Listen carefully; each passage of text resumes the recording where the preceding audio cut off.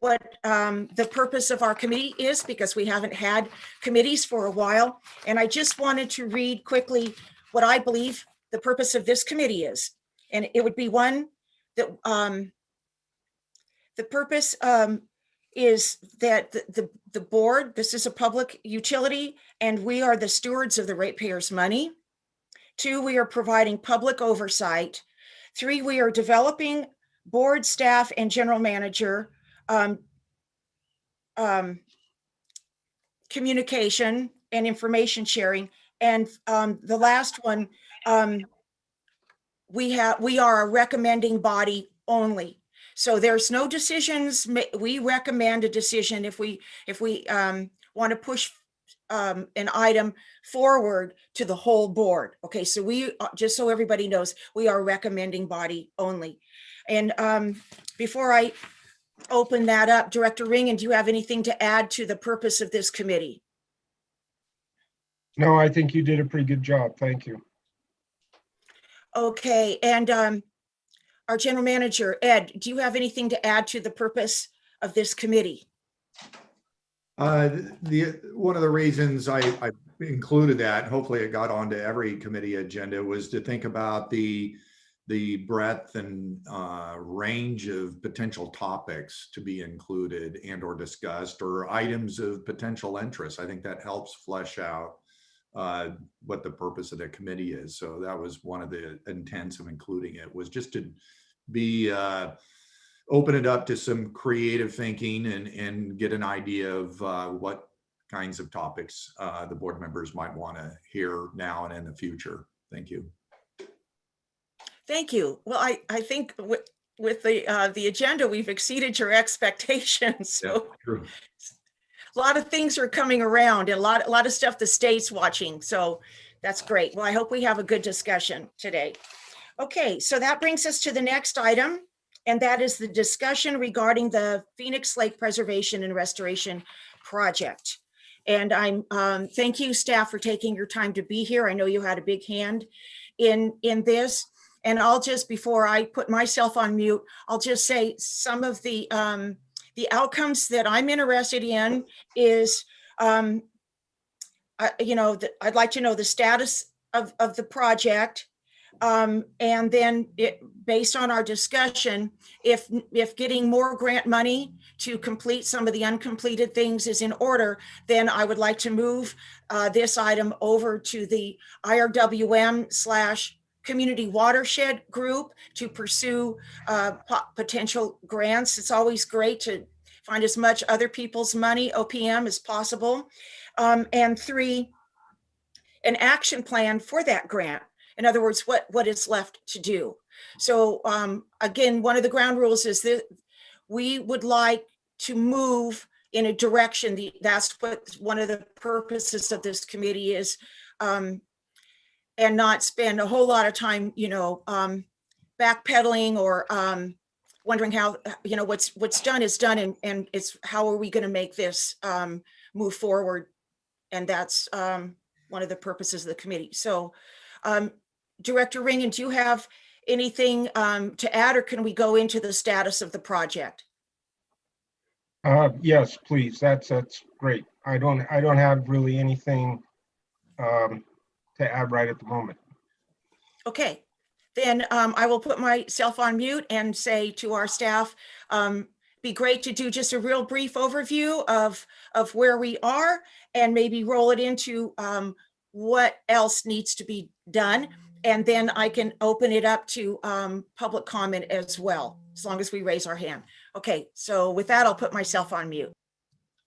Well, thank you, President Balin and Director Ringen, for being here, and for everyone that signed on.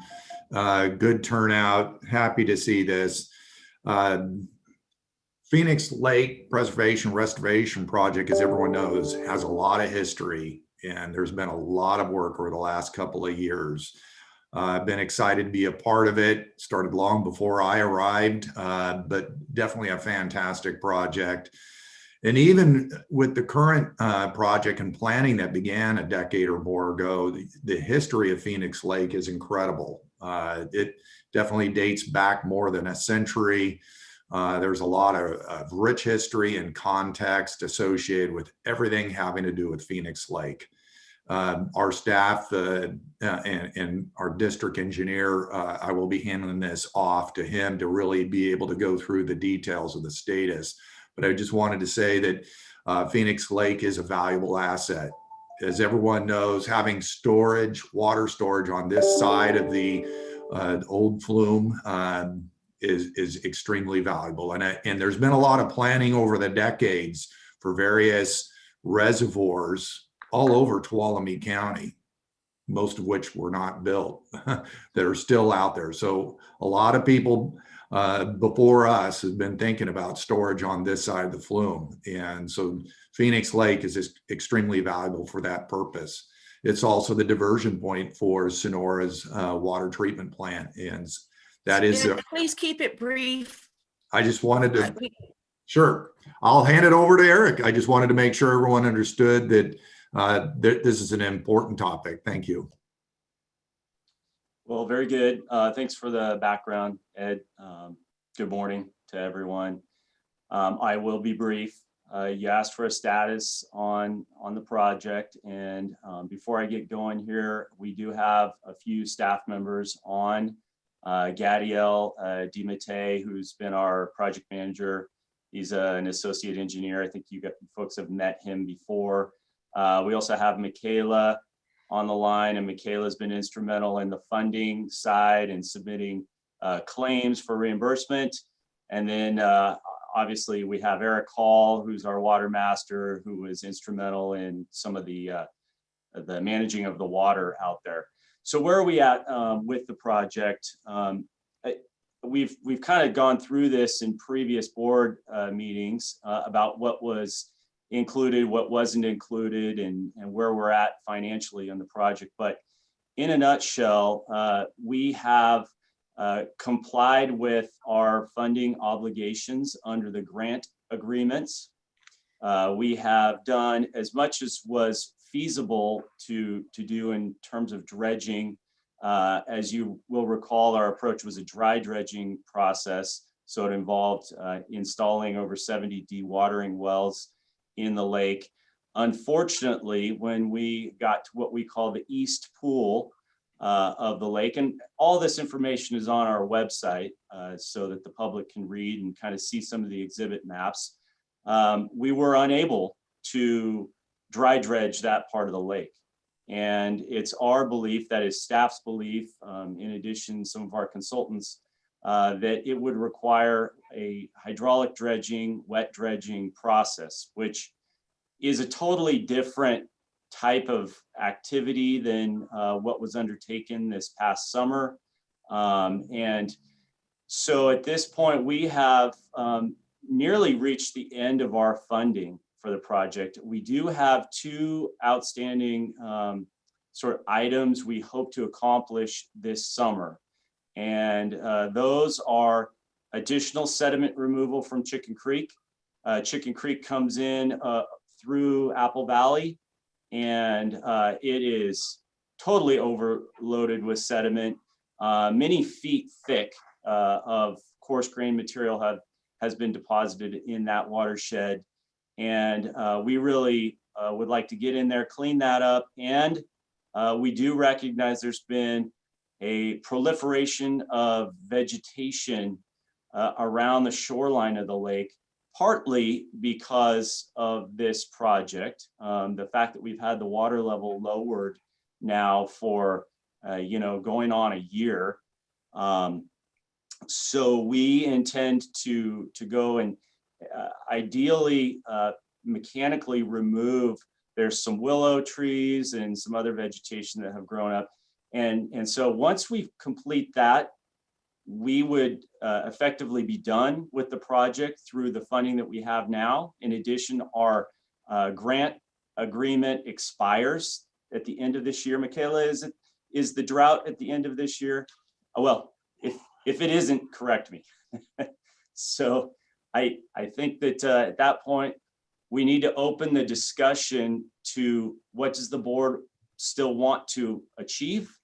And as Director Balin pointed out, what are our options, our action plan to go forward and secure additional funding, which I might say is, I mean, many, many millions of dollars are needed to fulfill the original Phoenix Lake plan that was adopted in 2012. At that time, the cost estimate was 12 million. And it didn't include any recreational component in that cost estimate. So I think, you know, with inflation and adding other things, we're probably in the $10 million range if we wanted to go forth and complete every aspect of that plan. Was that brief enough? Yes, and actually that was really cool, Eric. Thank you, because you know we're moving into maybe a different phase of this project, which is to be able to recover and go forward with a price tag for more grant money. I think some of the legislative activity is in favor for this kind of restoration, multiple benefit restoration, ecological restoration, access for kids. And so I think you gave a great overview of and we can go over some of the original intent of the grant. And I, of course, go back to Leroy Bouchard and some of the neighbors that were looking at their vision. And if there's a way we can, of course, you know, enhance the capacity and all the good faith work that has gone forward, but also go back to that original scope of work for that Sierra Nevada Conservancy grant. That's not me, but I'm sorry. that's okay. Which would be, you know, for the lake access, and really work up a really robust grant so that we can go forward while these permits are still valid. And I will thank you, Eric, though. That was great. Gadiel, do you have anything to add? No, Eric, you summed it up pretty well. Then I will open it up to Director Ringen, and then, and again, Director Ringen, if you could keep it brief as well, and then we will open it up for some public discussion.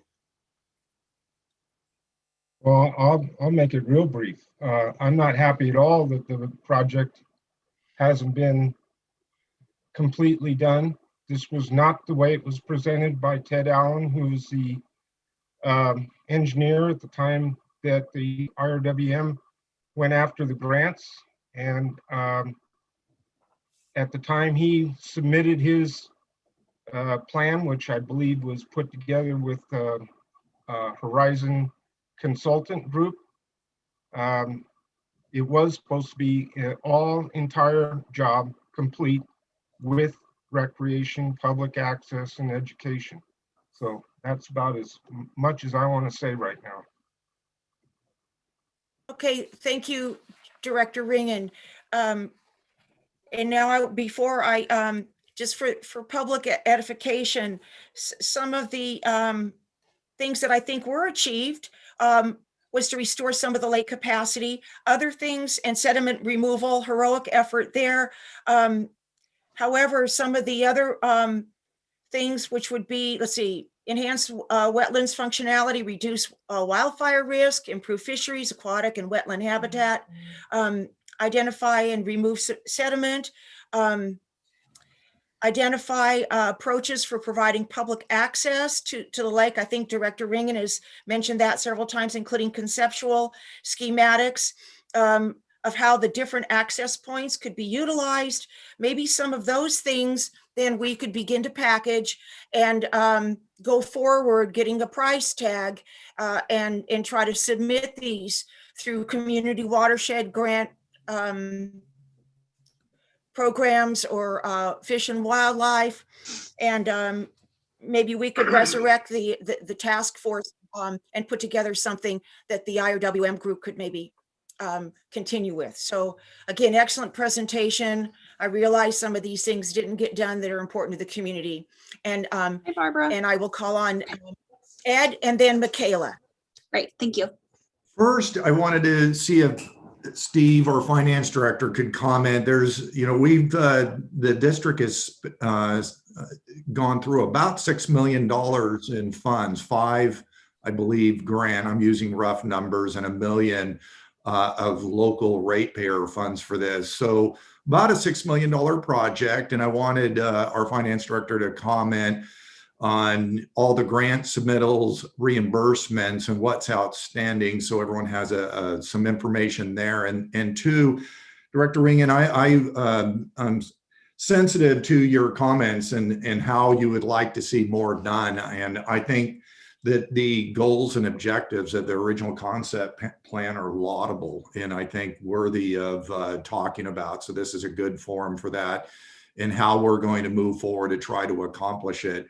But just for our community that is participating in this meeting, I want everyone to be crystal clear that when we, as a district or any public agency, enters into a grant agreement with the state or federal governments, it is a very detailed legal agreement.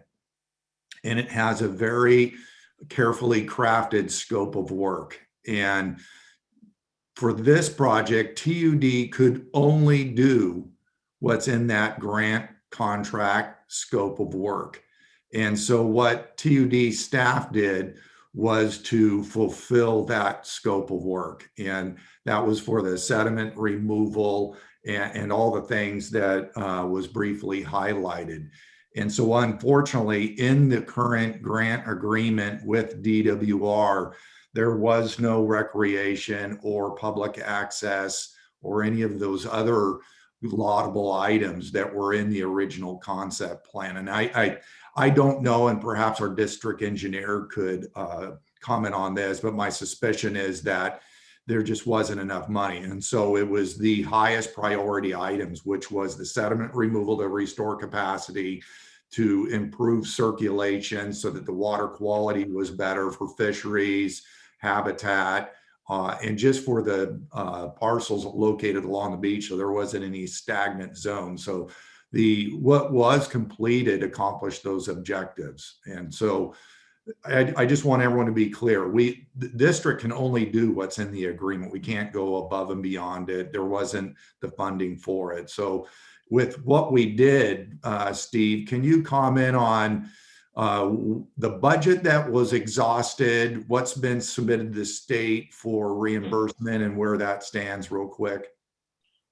Sure, I'd be happy to. And I'd also point out that, Michaela Dillon's with us, and she's a management analyst in our engineering department. And Michaela's role in all this is she's the one who really tracks down, files the reimbursement claims, follows up on, does that. So I'll just do a very high level overview for purposes of the group's information, and then Michaela can join in if she wants to. The thing about IRWM, unlike our other grant funding, is that we are part of this cooperative. So it's not just our agency, it's numerous other agencies. And this all gets funneled through the IRWM administrator, who happens to be the county RCD committee. And so when we first started this many, many years back on the IRWM, this particular project, the Prop 84 funding, became 2 components. Plus there was a TUD match of $1 million plus. And so the total funding was about $6.4 million.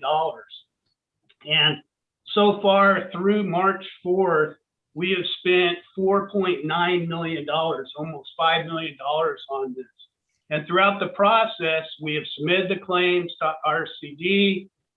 They need to accumulate those with the other agencies and submit those. But to date, we have spent $4.9 million, and we have received $740,000 reimbursed. Now, for a small agency like us, it's really difficult to bankroll $5 million, but to put into context, we have not received a payment since 2019. So, we're kind of struggling with that a little bit, and part of it's COVID, and part of it's the state, and part of it's RCD. But Michaela has followed up almost on a weekly basis with all the parties. She has scheduled a meeting with the state, but again, this is going through a cooperative effort. But I think it's important for everybody to know that, we've spent $5 million of ratepayers' money that we really didn't have in the water fund at all. And we're just awaiting reimbursement on this. So going forward, it's very challenging for me to recommend trying to get additional IRWM funding when they don't pay their reimbursement claims. So Michaela, you have anything to add or you'd like to? Yeah, hi everyone who I might not have met on camera or in person. I'm Michaela Dillon, the TUD Management Analyst, and I oversee the grant part of this project. And actually, it is 2 grants that makes up this project. And we commonly refer to them as round 2, which is the money that we spent a lot on planning and some implementation and construction. And then the second grant we commonly refer to as drought. And that's the first claim we've made towards that, which is construction for the project. And I want to echo what Ed shared and what Steve shared. And I apologize, Ron, that maybe there have been miscommunications with staff changeover from the time of application for this grant to award, but this grant does not include any recreation component. So I do apologize for that misconception or where that was delivered, but no, it isn't a part. We are not allowed to put forth effort to, using this funding for that type of activity. So if we want to discuss that in the future, I would love that. But I do like the idea of separating that topic from these current grants because we can't actually claim towards that in progress reports. But if we wanted to explore that in the future, I know we could bring in maybe Lindsay Rosasco or Lindsay Matos. I'm so sorry, Lindsay's last name. I met her before she got married, so I'm so sorry I'm mixing up names there. But if we wanted to talk a little bit more about that, we might want to ask her to join us because she works for RCD to be a resource on that information and kind of confirm maybe the flow of how that was not included or when it was brought up or when it was removed in cost estimates and applications. But I see Ron has a question, so I'd be happy to take that. Thank you, Michaela.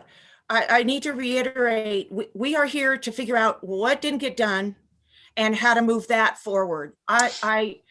I appreciate, rehashing stuff.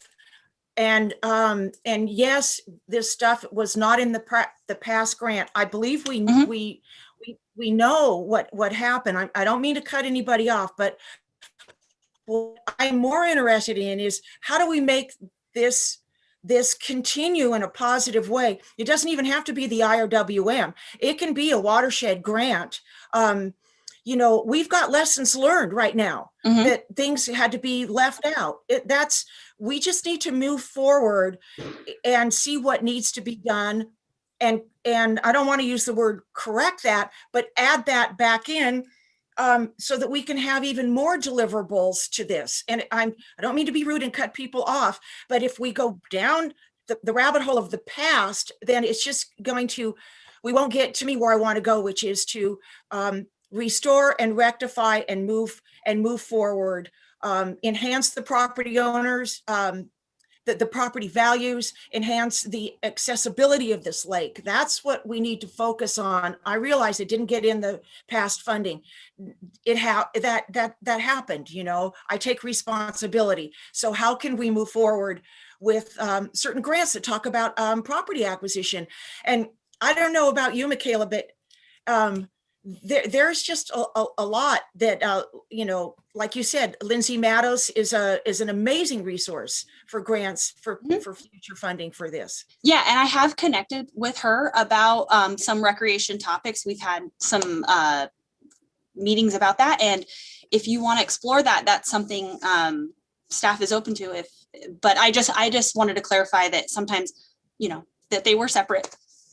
And that I can't actually claim any type of activity on the past. And yeah, Barbara, I love what you're saying and let's move forward. Good. Okay. Director Ringen.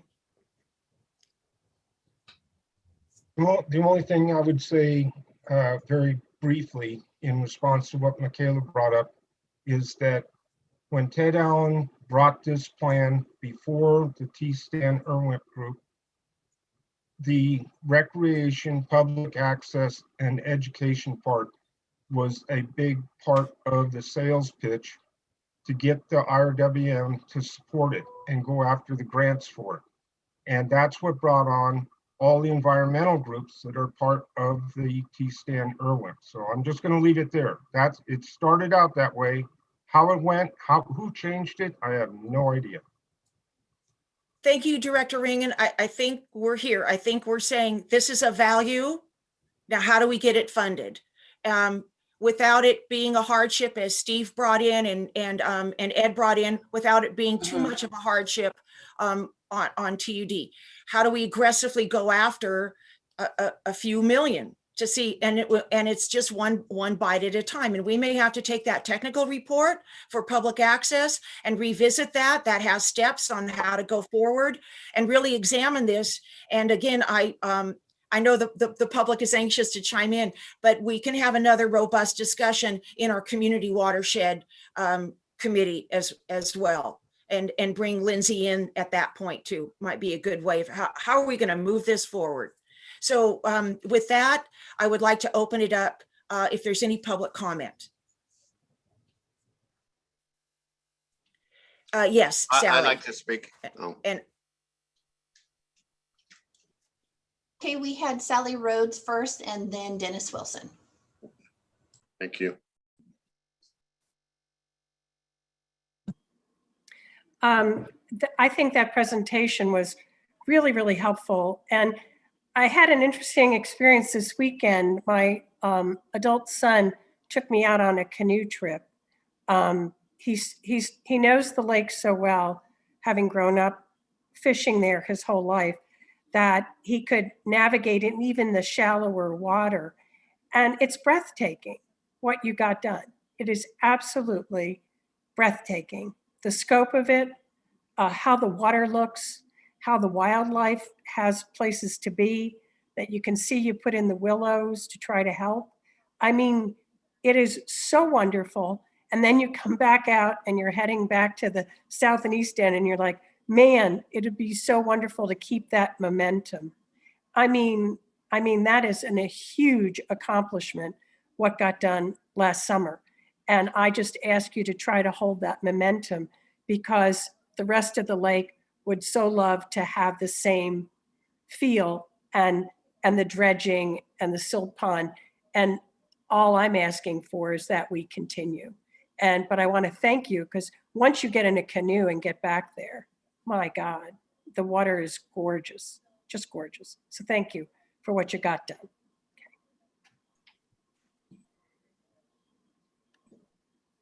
Just want to thank you for those comments. We really cherish when people acknowledge that, and it is very difficult to see.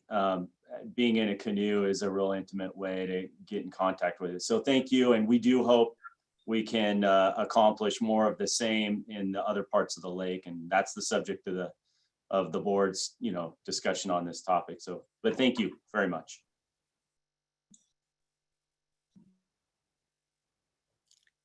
thank you, Eric. I think Denny. Hello. My name is Denny Wilson. I live on the Lakeside Drive. I'm the house that's on your picture. That was your profile picture for a long time. I have been not only living here for 22 years, I've owned the property for about 40. And planted trees. I've drilled a well first, planted trees, which I've since knocked down since the climate change, quite a few. But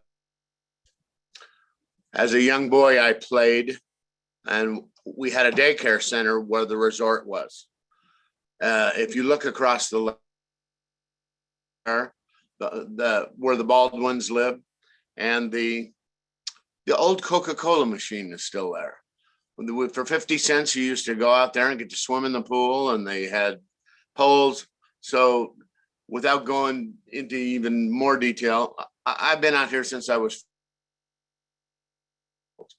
I looked for 3 years to find this piece of property, which I have 100 pictures. It was blackberry bushes, poison oak, and scrub brush everywhere, with a small little way to get to the rope swing down there. And the people I let a lot of friends keep their fishing boats there so they can go out and fish. And I've been waiting for this day for a long time. I have been every day I was outside my house with my camera, taking pictures of the excavation. And I think you might be pleased to even have a copy of those for your archives, and was super happy that everything was going to get done. I was told by one of the guys from Steve Manning Construction that as he was right outside my front door here, back door, that they were, the next day they were going to do by Galkas and then head towards Mrs. Rhodes and get as far as they could. At about 6 a.m, I got up, a whole body of water was coming around the corner, and which prohibited, they were going to try and do what they could do. The guy kind of got stuck right at the edge of my property. I helped him get unstuck, the excavator, and Eric came, who's been a great guy, Eric Johnson, has come over to my house and helped me and tried to appease me. He was talking about maybe $6 million to finish the project. He goes, that's probably not going to happen. And so I said, what about the people that like the Rhodeses that live here the whole time? I walked yesterday and took photos from Lori Lane, and I'm best I can, but some of this shouldn't be left out. It's a mess over there. It's they have the most Bushmill, except up where the Army Corps of Engineers on the west side where Sullivan's Creek comes in. They always kept us clean, and I kayak a ton, so I always, you could go clean up to Phoenix Lake Country Club golf course if you had enough desire. And so there was a lot of stuff there, but their place looks, and I hope she's not going to be offended, I mean, out in front of their house, it looks terrible. It gets to see. So it's also very shallow. So the moving of the earth should not be that hard to do. And so all I wanted to say was, I think that we should concentrate on that back part that is the eyeball for the county. This is a historical piece of property. They had duck hunting back here when I was 5 years old on Saturdays because there was no homes in Apple Valley. And yeah, they had the boats were all over the water. We would try and swim across the lake when we were little kids. And I thought this grant was to keep the historical nature of the deal, not make a bunch of verification ponds to clean your water. And so in that respect, that kind of angered me. So put my 2 cents in, hoping that we can find some way to generate the capital. I'm willing to do money. So, you know, if I'll be able to, I'll try and help any way I can. If you want me on a committee to try and generate capital, I would be happy to work with anybody to finish the job that we started. Thank you. Thank you, Danny. It's important that residents, you know, are able to communicate their story and their relationship to the land. And I appreciate that. I know that the task force was very active, and I think it's very, very important to support staff in a positive way and support them now in our interest to get more money to make as much as this lake restored as possible. So with that, again, thank you, Danny. Any other member of the public? And be in the interest of time, we've almost spent about a half an hour on this, and it is important, but we'll be able to take a few more brief comments, but I do have an idea of where this will pop up again in our watershed committee. So any other public comment?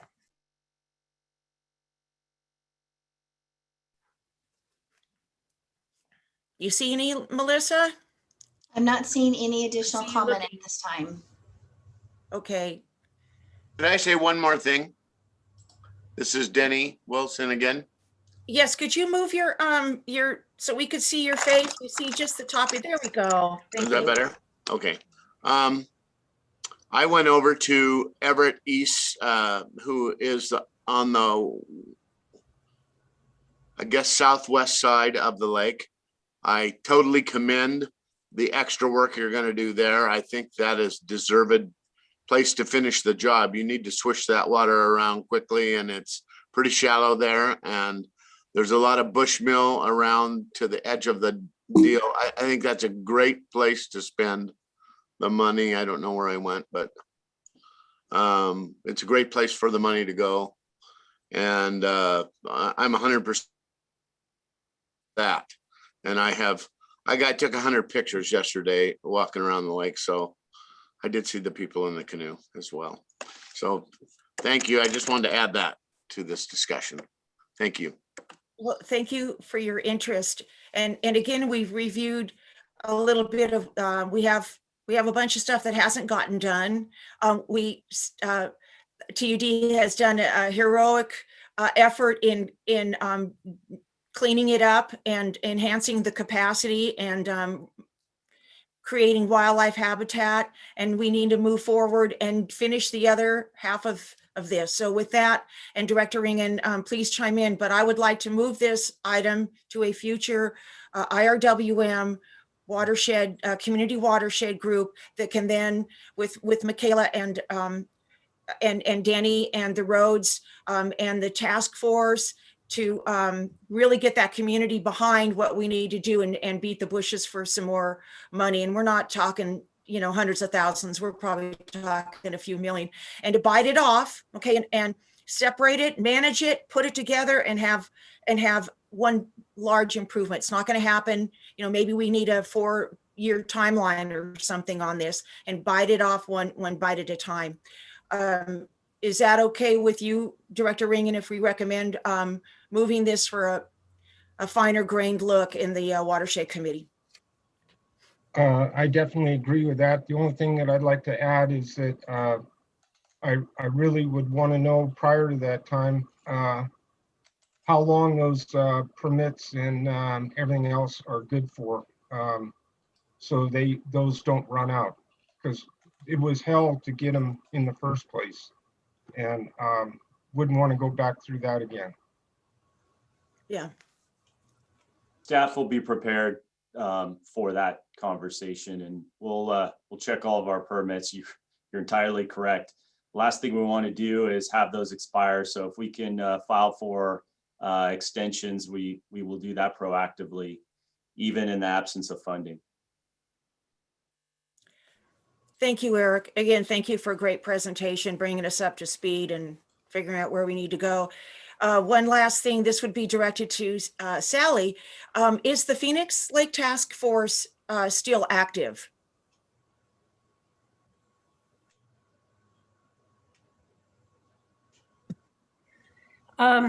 Regrettably, not to my knowledge. I've tried to track down some of the earlier folks. My father-in-law is long gone, and my mother-in-law is in no condition to help. And as a result of time and it being such a long job to get permits and things, all these people have somewhat aged out. Although this weekend I did meet someone who said his wife was involved with some of the earlier meetings and is going to look for some additional papers. But I think there are several people around the lake who are eager to constitute anything that can be a cooperative group to feed into it, because they realize time has passed, and many of them are new owners and are docked and really are concerned about our end. But that's I should have also mentioned that getting the canoe out was remarkable. You should have had a gondola to get through the dirt to get to the water. But I didn't want anybody to think we had water access that was easy. It was still hard, yeah. But no, we don't have it. We'd restart it, yeah. Well, perhaps when we announce the next Zoom committee meeting for the watershed group, it might be a little bit easier for folks to attend, you know, via Zoom and participate. So great. All right. And so thank you all for being here and taking an interest in this item. And then we will continue this, and we will recommend to the TUD board at large that this go to the Community Watershed Committee, IRWM. Okay. Director Bailey, we do have a watershed committee scheduled for Tuesday, March 30th at 8 a.m. There you go. Okay. And So this what- item is on there tentatively right now, so we'll have it finalized and that this item will be on there. And then we also have staff that is shaking the trees and looking for grant funding that could be discussed at that committee meeting. Okay, and then we can kind of lay out all the maps and the old grants and take a look at what's already been done and then what needs to be done. Okay. Yes, Director Ringen. I would make sure that staff really contacts Lindsay Matos, because I've been in discussion with her for at least a year and a half, 2 years, about trying to find a couple of grants to, when I saw the thing going sideways, wasn't going to get completed. And she's been looking. From what I know, from what she said, she felt at least somewhat confident that she could find something, or that a couple of them would come up. She thought it would be two, one for the public access education part, and the other to take care of the actual silt removal and finish up the main project. So I know she's been looking, so make sure you find out what she's already done. Thank you. Thanks, Ron. We're in communication with her weekly. I do want to add that that's a good comment, Director Ringen. I did have a team of TUD staff meet with high-level DWR officials as we shook their tree for any potential remaining grant funding. Oftentimes in these Prop 68, Prop 1, and the various categories, they don't necessarily always spend all of the money, and so they have the ability to reallocate. And so we, through our state lobbyist, had a good meeting with them, but unfortunately they said there was no money left available that they could reallocate. So I just want everyone to know that staff did try as hard as they could to generate additional funding, because we knew we were running out of funding. And if people have ever been through the Army Corps of Engineer permitting and some of these other state permitting, it ate up $1 million plus of what we were hoping to put into sediment removal and improving the lake, and instead went into soft cost of permitting. So not good, but that's just the reality of the time we live in. So I wanted everyone to know that staff did really try to get as much grant funding possible to do more work. So we understand how important this is. Thank you, Ed. Well, let's move on to the next agenda item. And we're going to, like I said, we're going to bump up. We have guests here from the agricultural industry segment, or ag users, and I'm one. So with that, let's introduce this topic. And this is the irrigation water rate structure and policy. This is an initial discussion. I'd like to welcome the agricultural community for being here. I know you guys and gals are busy folks, but this is a good time to at least get acquainted and at least partially address your concerns. And what we don't know, or in the interest of time, we can move it forward for a more robust discussion. So let's see. With that, let me see. I got a list from Nathan Rosasco regarding some questions about ag water. And let's see, Nathan, if you would like, we can read off that list or have staff address some of these concerns. And then we can then decide which ones we want to drill down on for our next meeting. Yeah, you got me on? Can you hear me? Yeah. Yes, we can. Okay. So what we had outlined, and I want to make it perfectly clear, I'm Nathan Rosasco, and I'm speaking as the president of Tuolumne County Farm Bureau. because a lot of you know that I'm also a reclaimed water user and I use ditch water. So I always make that clarification that I'm sitting here as the president of Farm Bureau and our water committee. What we've been concerned about over the last 5 years since the rate hike went in is the cost of what it's done to our water costs. And so we had some questions I sent you, Barbara, that I wanted you guys to look at and to see if we could possibly get some answers on some of that. I know for myself, from a personal use of ditch water, our water costs, just the water alone, have doubled in the last 5 years. Plus, we put the base rate on it, and it's 4 times higher than it was when we first started, which we all pay 12 months out of the year. And as seasonal users, you know, we normally only bought water during irrigation season, which would probably been 7 months or 8 months at max. So now we're paying twice the level on our water, plus we're paying a base rate on a 12-year basis. I mean, 12 months basis, excuse me. So it's, to our users and on those of us in Farm Bureau, it's been a big hit. You know, and now I see as the TUD is looking to go up and get involved in buying out the PG&E system, I can't imagine what's going to happen, because the only thing I can see is the only way the district's going to be able to pay for that system is by water sales. So I'm looking at this could really be crippling for us in agriculture. So what we're trying to adjust and ask questions about is, one, I wanted to know how many people have dropped off of the ditch since this rate hike. I wanted to know how many people are actually customers on the raw water side, and if that has gone down. So those are some of the questions I asked, and I sent you that list, and I was curious of whether staff had a chance to answer them. Ed, do you want me to go there? Yeah, thank you. We did see the list. Thank you, President Balin, for sending that. So we have some brief answers to each of those questions, Mr. Rosasco. So thank you for your introduction. So Steve, why don't you step through those? Sure. Welcome, everybody. Steve Sheffield, your finance director. Being the bean counter, I get past the questions when they deal with numbers and how many and that sort of thing. So, you know, Barbara forwarded us your list from the Farm Bureau, your users. I'll just go right down the list of questions, and any clarification, please feel free. First question is, what's the amount of ag water that was sold by TUD last year? This is in terms of our fiscal year 20. So it's 12 months ending June 30th, 2020.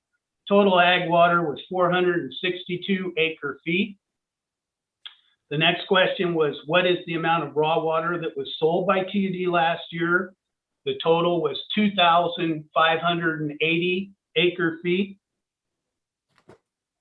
The third question was, how many contracts have been dropped in the last 5 years since the rate increases in both the cost of water and the new base rate? The 2015 rate study showed 587 raw water customers, and presently we have 582. There have been some additions. I believe we had 4 additions over the time. And then we had some property sales that would have affected that. But the net decrease since then is 5,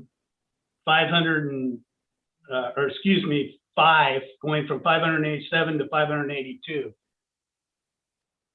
As to the current cost to hook up the ditch for raw water, you know, Eric Johnson is the one that capacity charges are right out of the water rules. But you know, it depends on obviously the acre feet minimum, the contract and that, but I'll just say for qualifying agricultural, the minimum is $3,580. And I believe that's 10 acre foot blocks. Eric can chime in if need be. Traditional irrigation is a minimum of $16,000. But again, those are very dependent upon the specific property and size of the contract and that. The fifth question I have was, how has the money from the rate increases to raw water users actually been spent? So in the rate study itself, it pretty much spelled out that the cost to maintain the raw water system was not being sufficiently covered by the revenue. And that's why the change to the base rate and the change to the monthly rate, actually it's bi-monthly now, it used to be monthly, was not sufficient to maintain the ditch throughout the year. So presently, and since the increases have gone into effect, all raw revenues go into the raw expenses. But as noted in there, even after the 5 years, the total raw revenues are insufficient to cover the total raw costs. A side question underneath that was, have the increases gone to ditch maintenance or improving the efficiency of water in the ditches? And my answer would be both. We have ditch projects within the board approved CIP, but we're also, all those funds are going to the O&M on the ditches itself. Finally, the question was, where on the current raw water bills does it state what the meter reading is?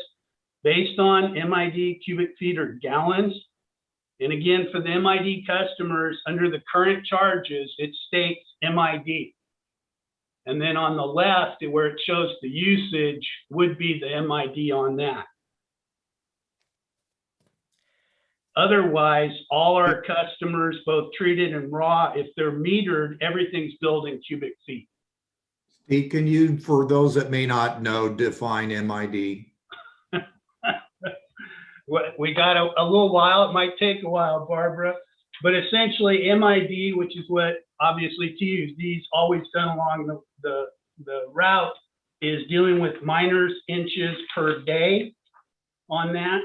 And I was just looking to see where my quick definition is, and I don't have it right here. Let me get over to the other one here. Steve, I can try to help while you're looking for a more official definition. Yeah, I got it, Eric, real quick. I'll Okay. read it if this helps. But unmetered raw water customers delivered water based on a miner's inch unit of measurement. 1 miner's inch is equal to a flow rate of 11.22 gallons per minute. Customers are charged a volume equal to this flow delivered over the period of 1 day, which is called a miner's inch day or an MID.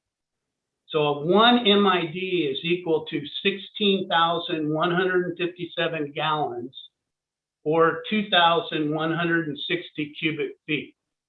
So it's hard for the layperson, of which I'm one of those as well. But if the customer had a 1-inch contract and they turn on, it's during the season, then that flow's going 24 hours a day for as many days as they're on. And then when they get their bill every 2 months, we're going to calculate how many days they were actually on. And that's how the rates are also calculated for the unmetered customers. And it's the same rate as you would metered in there for raw water. Different rate than treated, obviously. But so that's my initial responses to the questions provided. Again, the team here would be happy to clarify any additional questions. Thank you, Steve. And I have some questions, but I will hold my questions, and I really appreciate your preparedness, and Eric also. Nathan, do you have some questions regarding what Steve presented?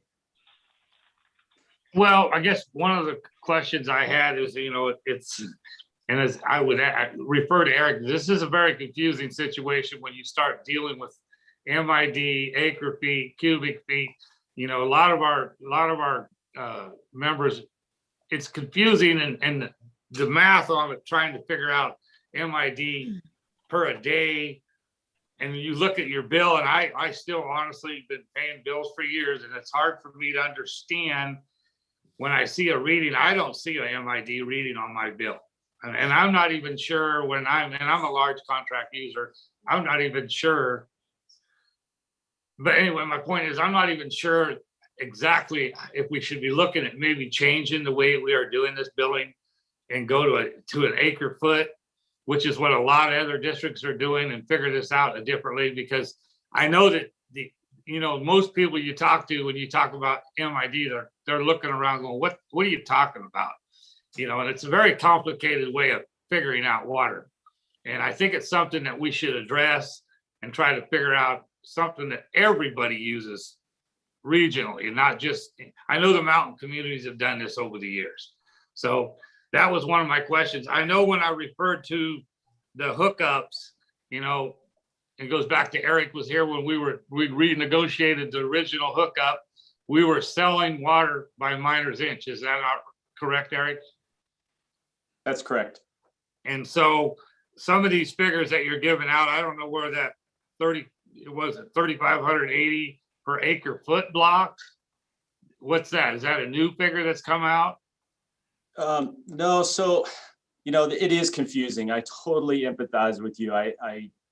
I believe that staff has moved in a direction where we would like to convert and go away from MID, because that's really a flow rate.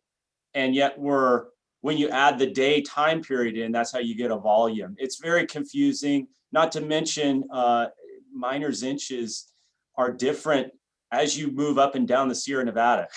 Here it's 11.22. In other areas, it's actually like 8.9. So it's extremely difficult to understand. But to answer your question directly, the capacity fees were updated, I think, in 2016. They were after the rate increase, and our intention is to go to acre foot. That's more in line with what you're accustomed to using and most agricultural users are familiar with. The 358, I think it is, dollars per acre foot. Then there's a 10 acre foot minimum. So that's how you get to the 3,580. That represents about 80% reduction or so from what a traditional irrigation user is. So our board made an actual decision that they wanted to minimize the impact that capacity fees would have on the agricultural community and have adopted a reduced capacity fee. But it's conditioned on the fact that the user can demonstrate they're complying with Rule 8A of the county ordinance and a few other things, so that it isn't just any user. They actually have to be producing some revenue stream off of the agricultural product. And so the 3,580 is basically the reduced rate that ag users would pay. It's a 10 acre foot block minimum. So you can buy them in 10, 20, 30 acre foot and so forth. Okay, well, I think it's important that we try to maybe shift over to something that's just a basic rate. I know that myself, see, when I bought more, about, I don't know, 8 or 10 years ago, I bought more water and I bought it through a miner's inch. Remember, it was a little over $3,000 per miner's inch is what we paid at the time. So I did not realize we had switched to now an acre block minimum. That's news to me. I had no idea that it had been switched. So whatever we do, we want consistency, and I think the second point I want to make is I just want to see the availability of water. And I know when you're talking small acre feet or miner's inches, whatever it is, we want people to have the ability to use water. And I know when people start talking about production, well, there's not a lot of people into large production up here. That we want to see the availability of people to be able to buy water, even if it's only for a miner's inch, because they're using it around the community for a lot of other things than just production. And one of the things that Farm Bureau has been looking at is the ability for us to have some green zones and have the ability for people for fire danger to have the ability to have greenness around their houses and stuff. So we're looking at not just for agriculture, but we want to see the ability for people to have the ability to actually use water for safety reasons too. So along the ditch, and people have that ability to get at the water, they'll use it for green zones so that we can have less fire danger. So it's one of the other things that we've been talking about at the Farm Bureau. Thank you, Nathan. I want to let you know that I support that. There's more and more data and science coming out that green is definitely better than black. and brown. And those green working landscapes provide ecological services and reduce the risk of fire. I have the same question, and I would like us to revisit this policy because there's less than 600 ag users. I've been approached by people along the ditch that would like to use outdoor water for outdoor needs. They don't want to spend money on indoor treated water for their outdoor uses. So I would like us to revisit this policy and actually encourage and make it affordable for the small orchard, the small gardener, the small recreational farmer. I know that a past board decided to make it these larger chunks. And I do know that it costs $7,000, I think, for a treated water hookup.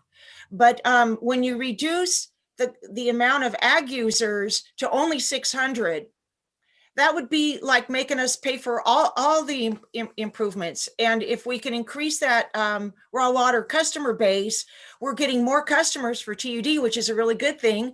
We're keeping things green, which is a really good thing. And we're saving treated water, which is a really good thing, because then we'll be using ag water for outdoor needs. So I appreciate you, Nathan, coming to the board about these issues. And I think we've got to rethink it now in terms of reducing fire risk.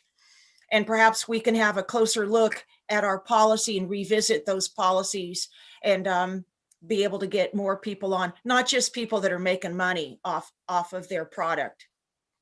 Director Balin, Sean Crook has had his hand up. Oh, okay. Go ahead, Sean. Hi, Director Balin. Thank you. And my question probably goes to Steve and Eric about the actual cost on the raw water side. And Eric and I have talked about this over the last 5 years, going back to that last rate increase. And so I'm curious how that figure is being derived as far as the district's percentage of expenses that they are attributing to water deliveries. And it has seemed that it's just been a straight percentage of use, and then that percentage directly correlating to the district's expenses. And to me, that seems to be a subjective number when I think that raw water that's coming down that ditch, yes, you've got maintenance costs, overhead, and other things like that for that raw water.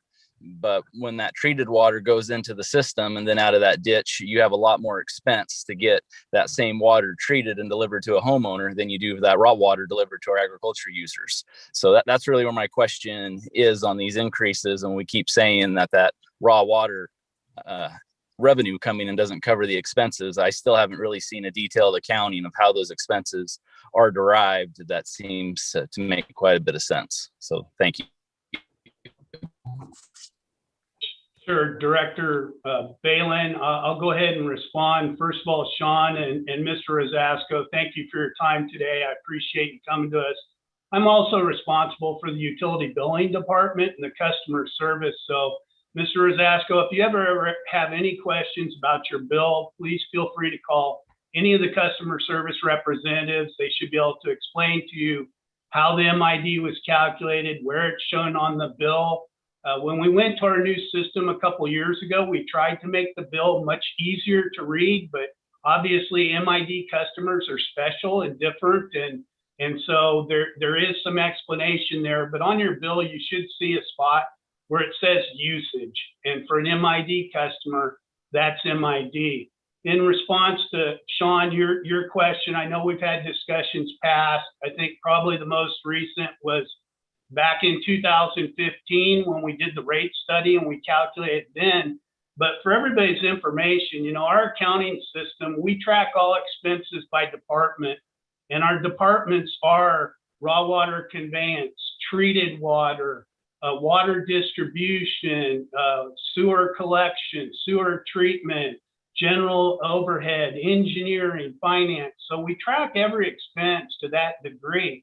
And then furthermore, you know, since I got here, it's been 11 years now. I've argued I want to go away from MIDs. I've never understood them. But for a lot of reasons, we haven't been able to get there, but we're still trying to go that direction. But in direct response, Sean, you know, I track every day, every week, every month, all our consumption in all forms, by ditch, by treatment plant and all that. And then at the end of the fiscal year, as part of the annual audit, I summarize those, and that's where that percentage is derived. And it's, since I've been here for 11 years, it's within typically 2 or 3 percentage points of a 60-40 split, meaning the water that comes down the ditch, 60% of it ends up at the treatment plant and going through there, give or take 1 or 2 percentage points. Did the same thing for fiscal year 20. Based on the consumption, the billed water that went out the door, it's again exactly 60-40. So we take that, and I take the direct raw water expenses, and that's basically take that number and then subtract 60% to show what's left for raw. So 40% of the direct O&M, the direct capital improvements related to the ditch, that's where you go. And then there is an overhead factor for, all the other admin stuff. Same sort of splits applied, 60-40. And just like in the rate study, we're still to the point here. Yes, raw water's gone up significantly over that time, but because they weren't paying anything in base rates previously, and because we do have them on year round now, we still have that deficit. And I do have some summaries and other things that, we can go over at a different time or schedule a workshop, or, I know we had a meeting with the Farm Bureau back in 2015 and showed the numbers, but essentially we've done the same thing. And yes, there's been some progress with the increased ditch revenue coming in, but as we all know, overall expenses go up as well. So I hope that kind of is an initial response to your question, Sean. And like I said, we could schedule another meeting or a future meeting to go over more detail if need be. I hope that helps. Thank you, Steve. I like your suggestion about drilling down, and thank you about explaining about the 60-40, who pays what on the conveyance. So I would like to see this brought up. Go ahead, Nathan. Well, I think one of the things, I think it's kind of funny that, and I've been involved through the Farm Bureau and the Water Committee, our Water Committee, for probably 25 years. And I find it interesting that 462 acre feet of water sold for ag water is less than it was 20 years ago. I think it was around 500 acre feet. I've always been amused by it because I use more reclamation water on my ranch than you guys sell for ag water in the whole community. And I think that's something that you ought to think about and put in your caps and think about, because you're not selling that much ag water. So I think we become disproportionately burdened when you put that base rate, especially those of us that pay larger contracts. I mean, my base rate now, when I didn't, when your water rate doubles, that doesn't sound too bad. But then when you throw that base rate on there, which is 4 times higher in 5 years, you pretty much cost my water, almost tripled the cost of my water now in 5 years. On my buying of ditch water. So when I see that, I don't see how you think the people are going to actually expand out in agriculture. When you triple the cost of people's water, they're not going to sign up. And so now I see you guys talking about buying a water system that the only thing I think you can make revenue on when you buy the Pinecrest and the Lion system is to sell water. And I don't know where you're going to sell the water if you can only sell 462 acre feet of ag water a year. I mean, the only way you can sell something is you got to get people to buy it. And the hookup fee is actually what kills people from joining in and buying and using the water.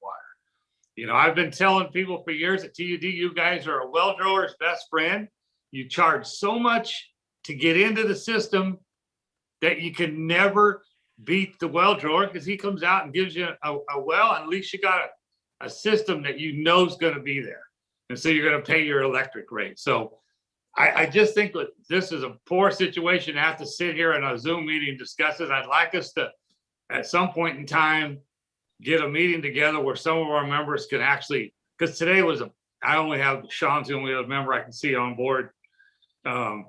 We'd like to be able to sit down at some point and meet like we did in the past, where we were able to sit down in a meeting and all of us get together and hash it out and see if we can make some progress, and particularly on changing this format for how we're charging for water. I'd really like to see us get rid of the MID and go to acre feet. I'm going to talk to my board tonight and see if they're on board with it, but I think most of us have all discussed that in the past. So that's my piece. Thank you, Nathan. This has been really helpful, and there's been some really good information, and I think we've got some direction here. One would be to have a more in-depth discussion with more members on, for the rate discussion, and really reify that out and take a look at all that. That also does bring in the interest of increasing, making ag water more available, and perhaps revisiting and updating those policies. This is a different time.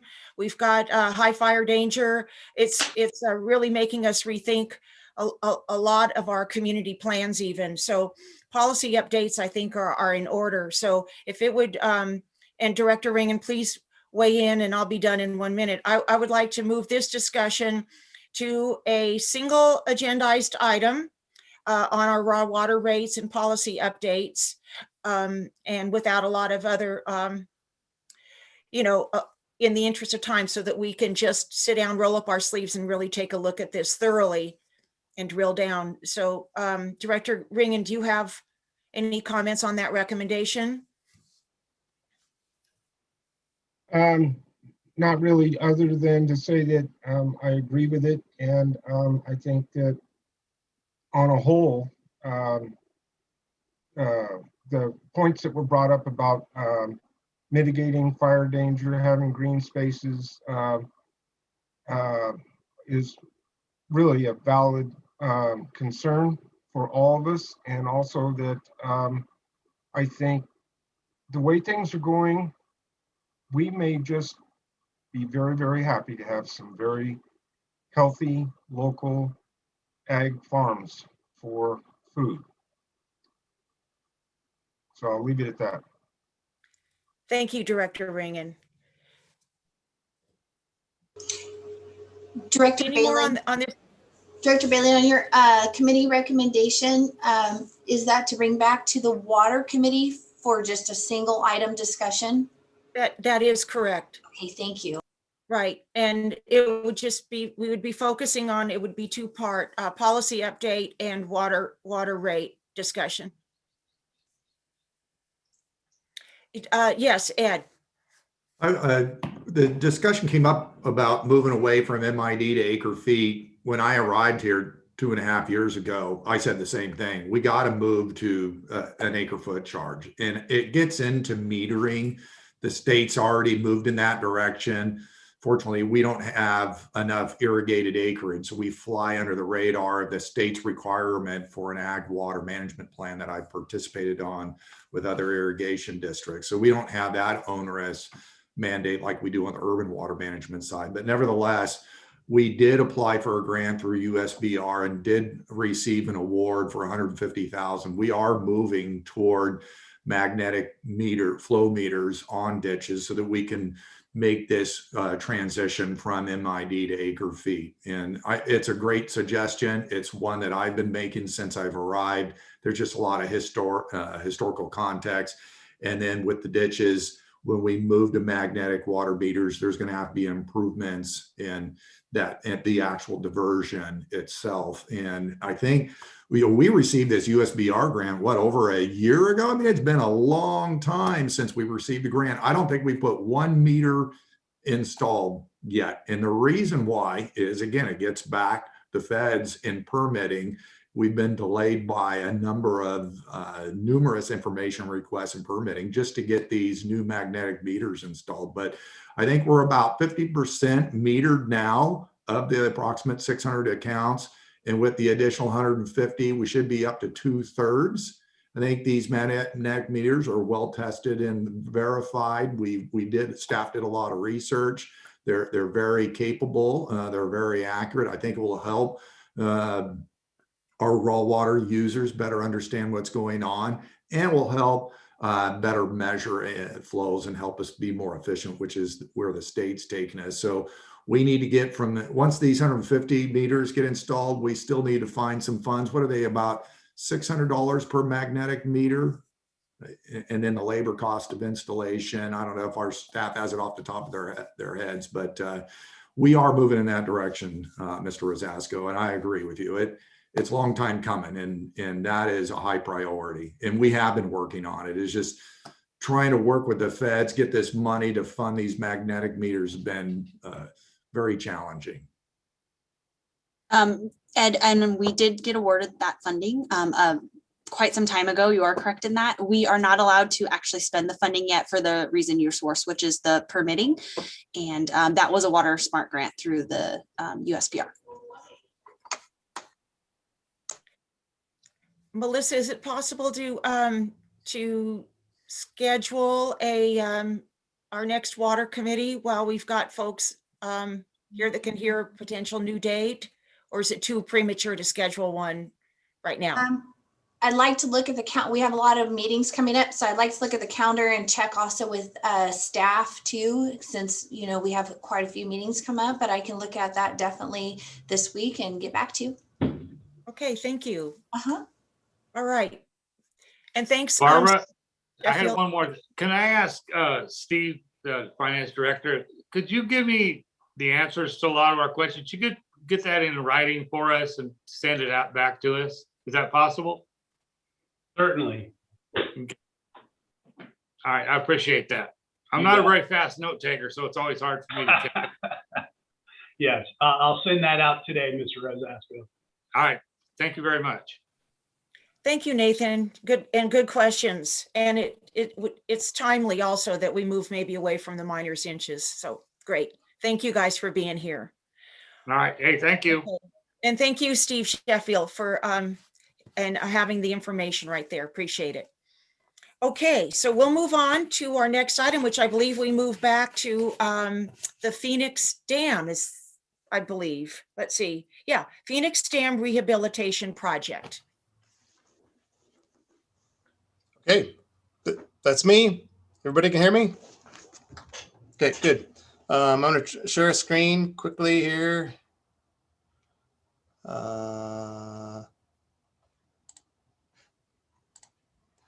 Okay, is this the PowerPoint you see?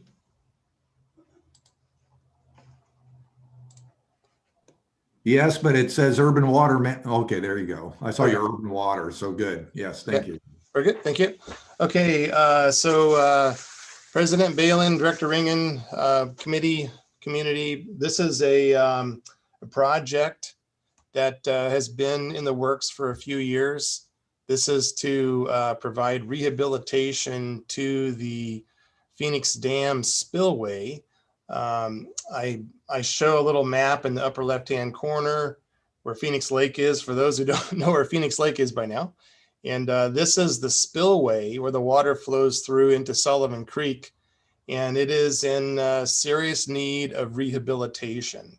The Department of Water Resources has performed inspections on this dam. The Water Master over the years, and I've been involved a little more recently in outlining a number of items that we need to repair on the Phoenix spillway. So the spillway itself is has a covering a shell of shotcrete that was put in place in 1989. It's deteriorated pretty severely. You can see the pictures here. That's actually the inspector from the state, Department of Water Resources, Division of Safety of Dams. And you can see some of the laminated shotcrete on that abutment that the buttress that he's standing next to, with wire sticking out, and another photo is sort of near the spillway crest. We need to install a shotcrete facing on the spillway itself to move forward. And there's a very I want to call it a specialty, but this has to be very high quality. It's a safety issue. We need to preserve and protect the spillway itself and ensure its proper operation. I'll go to the next slide. In addition to that, we're bundling the spillway work with additional maintenance of the earthen dam. So we're looking to include some little bit of earthwork or some cleaning of the face, and then shotcrete application on the face of the dam as a maintenance. This will help control seepage through the earthen dam and control erosion along the dam face. Again, these are requirements of the DSOD and provide safety and future operation for the spillway. We've gone out to, like, again, it's a specialty shotcrete design. So we've got outside consultants that are assisting TUD in preparing a high quality engineering standard for the spillway. We don't have this specific level of shotcrete expertise. We have quite a bit in-house, but this is one that takes it to another level. With this design, we've then gone out to bid and have collected 3 bids that Michaela can talk about as we move forward to install the shotcrete. There's some challenging elements to this. We are blending this with under the permit of the dredging work, which helps. And the dam and reservoir needs to be lowered for us to perform this work. But then at the same time, we're mashing in an envelope for the construction season to actually refill Phoenix Reservoir. And this is going to be challenging. So we're looking to bring this to the board for approval the 23rd of this month, and hope to start construction as early as April, in fact, late March and April, to get the spillway work completed and back in operation by June. This is going to be a very tight schedule and very necessary safety. And I just wanted to give you a brief update. That's what we're moving forward. That's what I have. If any questions.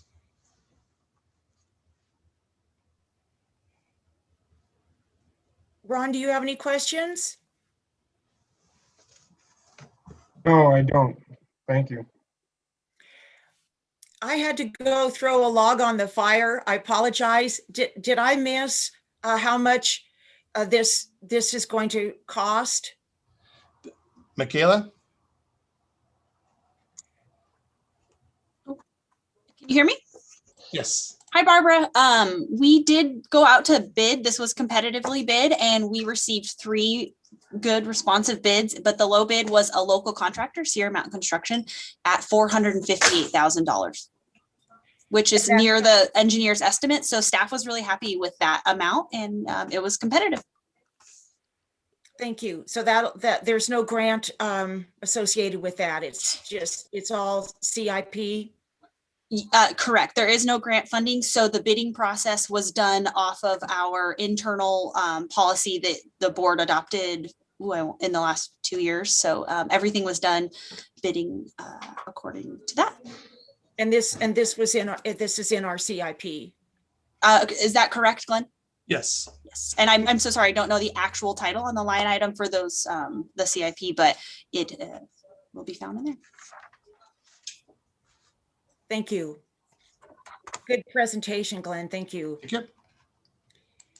And you're rolling it into the whole restoration timeline. That's pretty admirable. Yeah, good. All right. All right. So I'll open it up. Any member of the public wish to comment on this project?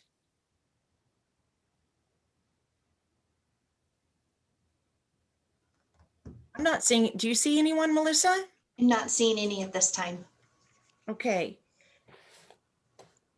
So it is, then staff is recommending this project, and then Ron, we will make our recommendation to bring it up for approval at the board meeting. March 23rd. Okay, great. Hey, just before you get started with your the director's agreement here to recommend this, I just, for our community members, want them to know the reason the quick timeline is to get the water level, get this work done so we can get the water levels up with the flashboards, which is seasonal. So that should help with access in and around the lake shore and around the lake as well. So the quicker we get this job done and comply with the state DSOD requirements, the quicker we can get the water levels up. Right, right. In fact, that's a good point. We should alert the public that it'll be, the lake will be low. We normally get it full. Eric gets it full in the April timeframe. And so now we have to hold off till at least June. It may even postpone and go a little longer. So it'll be down low again. Thank you. Well, I think we've got a recommendation to the board, so that will be able to go on the next board meeting. And I think without any other comments, we'll conclude that agenda item. Yeah. Okay, thanks again, Glenn. Thank you. Thank you. Okay, next agenda item is our urban water management plan. And this is an informational piece, so we don't have to have a level of detail, but for the public, I just put, this is one of my items. I know it's coming up and these are due every 5 years. And if it's okay, I would like someone from staff to explain what it is and why. And how much time do we usually spend on it, and maybe what kinds of information is the state looking for? And with that, I'll mute myself. Okay, thank you, President Balin. Yeah, that one's been assigned to me, and so I have a very brief presentation on this to cover some of those points, primarily because we're geared to do a full presentation as the urban plan is developed and prepared for public, and so yeah, I'll go fast. You guys get a full agenda, but I'm going to give you a quick update here. So the urban plan, as you see here, they're prepared by urban water suppliers to support the long-term resource planning. I don't want to necessarily read it. Ensure that adequate water supplies are available to meet existing and future water needs. That's really taken from the Department of Water Resources website on the Urban Water Planning Acts. You can see the water codes that are listed there, and they do occur every 5 years, and years ending in 6 and 1 for the previous 5-year interval. Kennedy Jinks is on board with TUD. They helped prepare the 2010 urban plan update and the 2015 urban plan update. And I believe, I was just thinking this right before the presentation, the 2005 update was cleaned up and prepared late, and then the 10 was put in place. We actually have a couple of folks from Kennedy Jinks here to help answer questions if we need to. So this plan is required for agencies serving up to 3,000 acre feet, 3,000 customers, which TUD falls under that category. Department of Water Resources must deem this complete in order for us to receive grants and loans. So I don't know of any fines or other critical items like that if this isn't prepared, except we don't get money. Also, the 2010 update required under Senate Bill Special Session 7-7 that water agencies reduce their water use 20% by the year 2020. And here we are, that was last year, and the district did, and we're in good shape, and we'll be rolling out those details in the plan as well. This is more and more complex as we go, which is why we have Kennedy Jinks on board. They are very experienced in this work and are doing a lot of plans for other agencies, and brings that to the table for us. For the government, we are providing information of our system descriptions, our service area, number of connections, water use, climate, and what we're doing to plan for future droughts and lack of water supply if we encounter that. Historic, current, and projected water supplies through 2040, so a 20-year planning horizon. We'll be looking at multiple dry years, single dry year assessments. They have an emphasis on recycled water and reuse. We look in that discussion of demand management measures, low flow toilets, water use reduction and landscape, that sort of thing.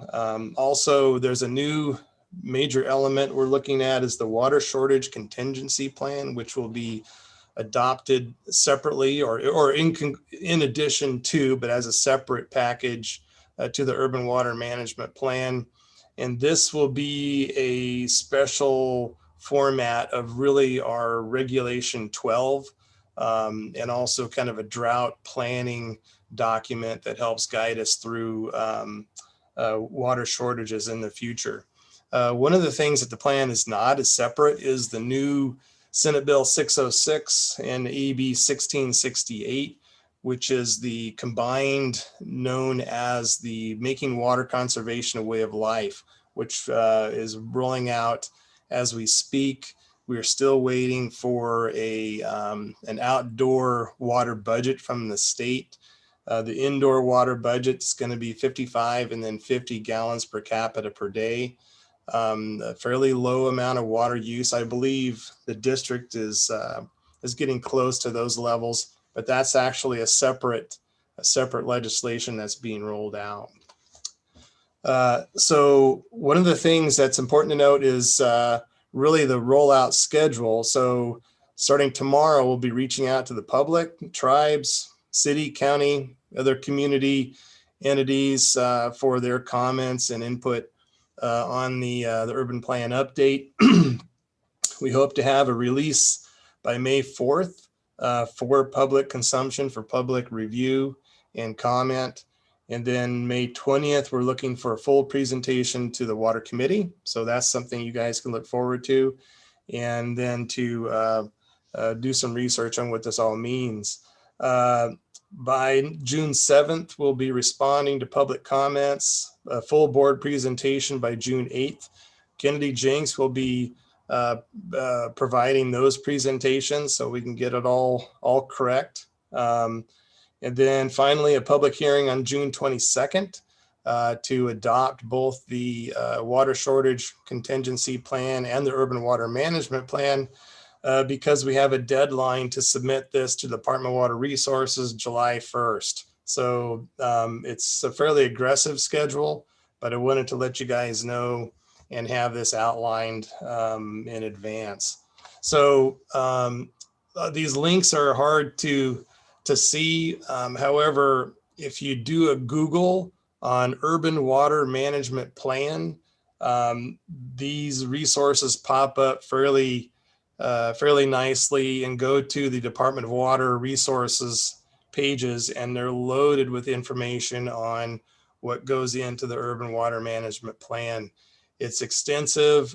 They released a guidebook, a final guidebook that's probably over 1,000 pages if I got it right, on Friday. So they've had preliminary versions out, and the consultant and TUD has been pulling these items together.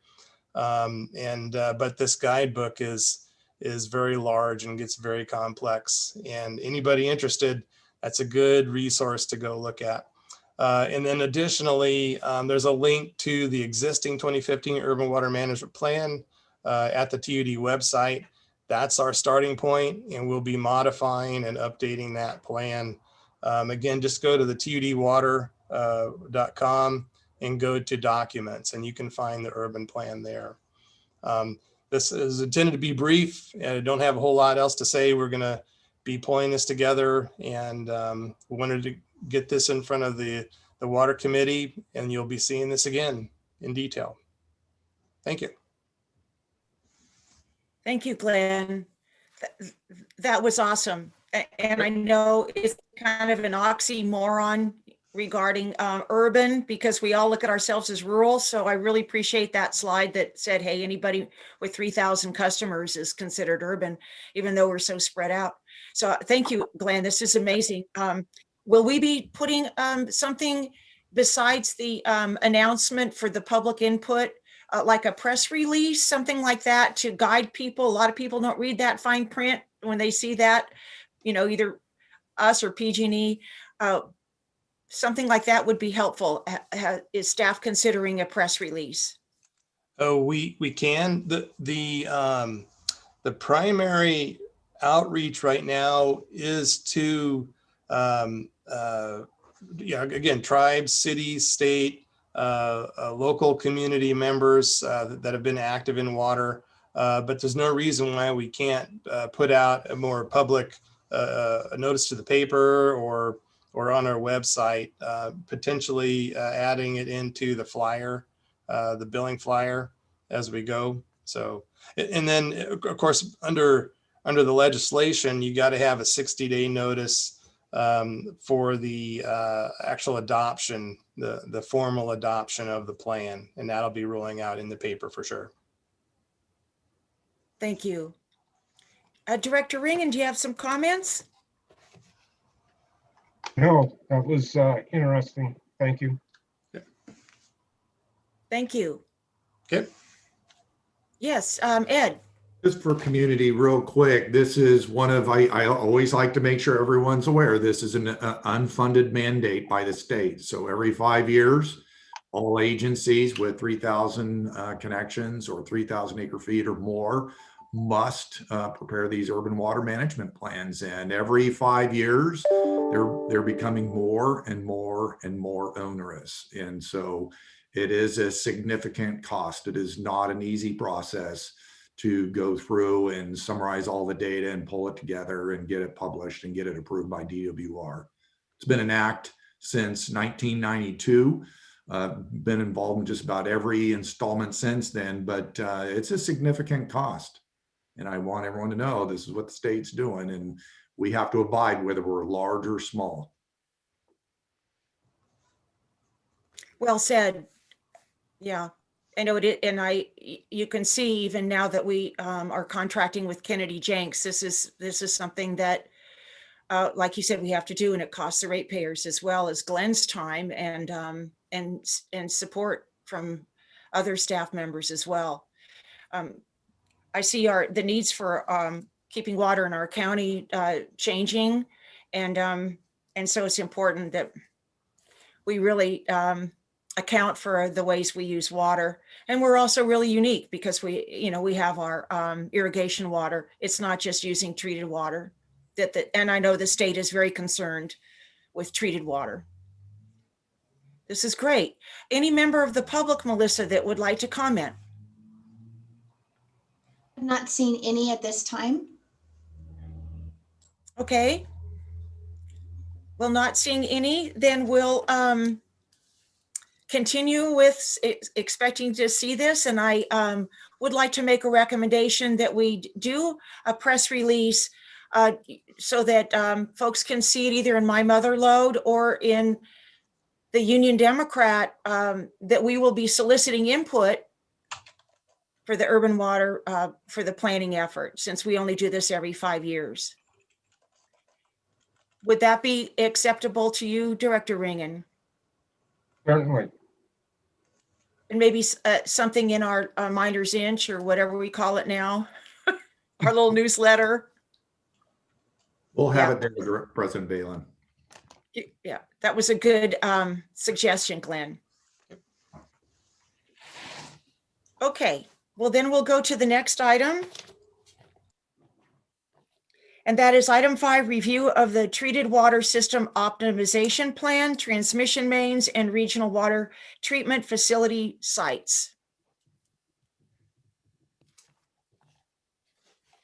I believe I'll let Eric take the lead on this. There's a lot of history and a lot of funds that have been committed and dedicated to this, and it goes back quite a way. So Eric, why don't you lead it off for us? This is an important topic. Certainly.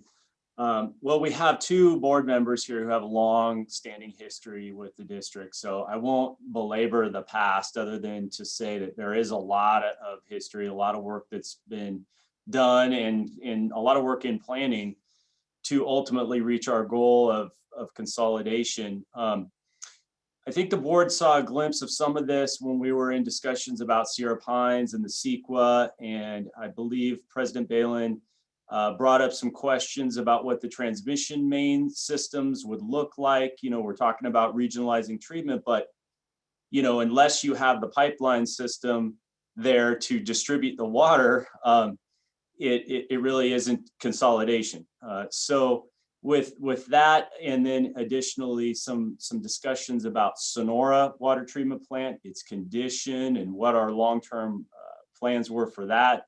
We were prepared to discuss the whole broad range of topics, but in general, I do want to remind the board that we've started this process, probably back as far as 2008.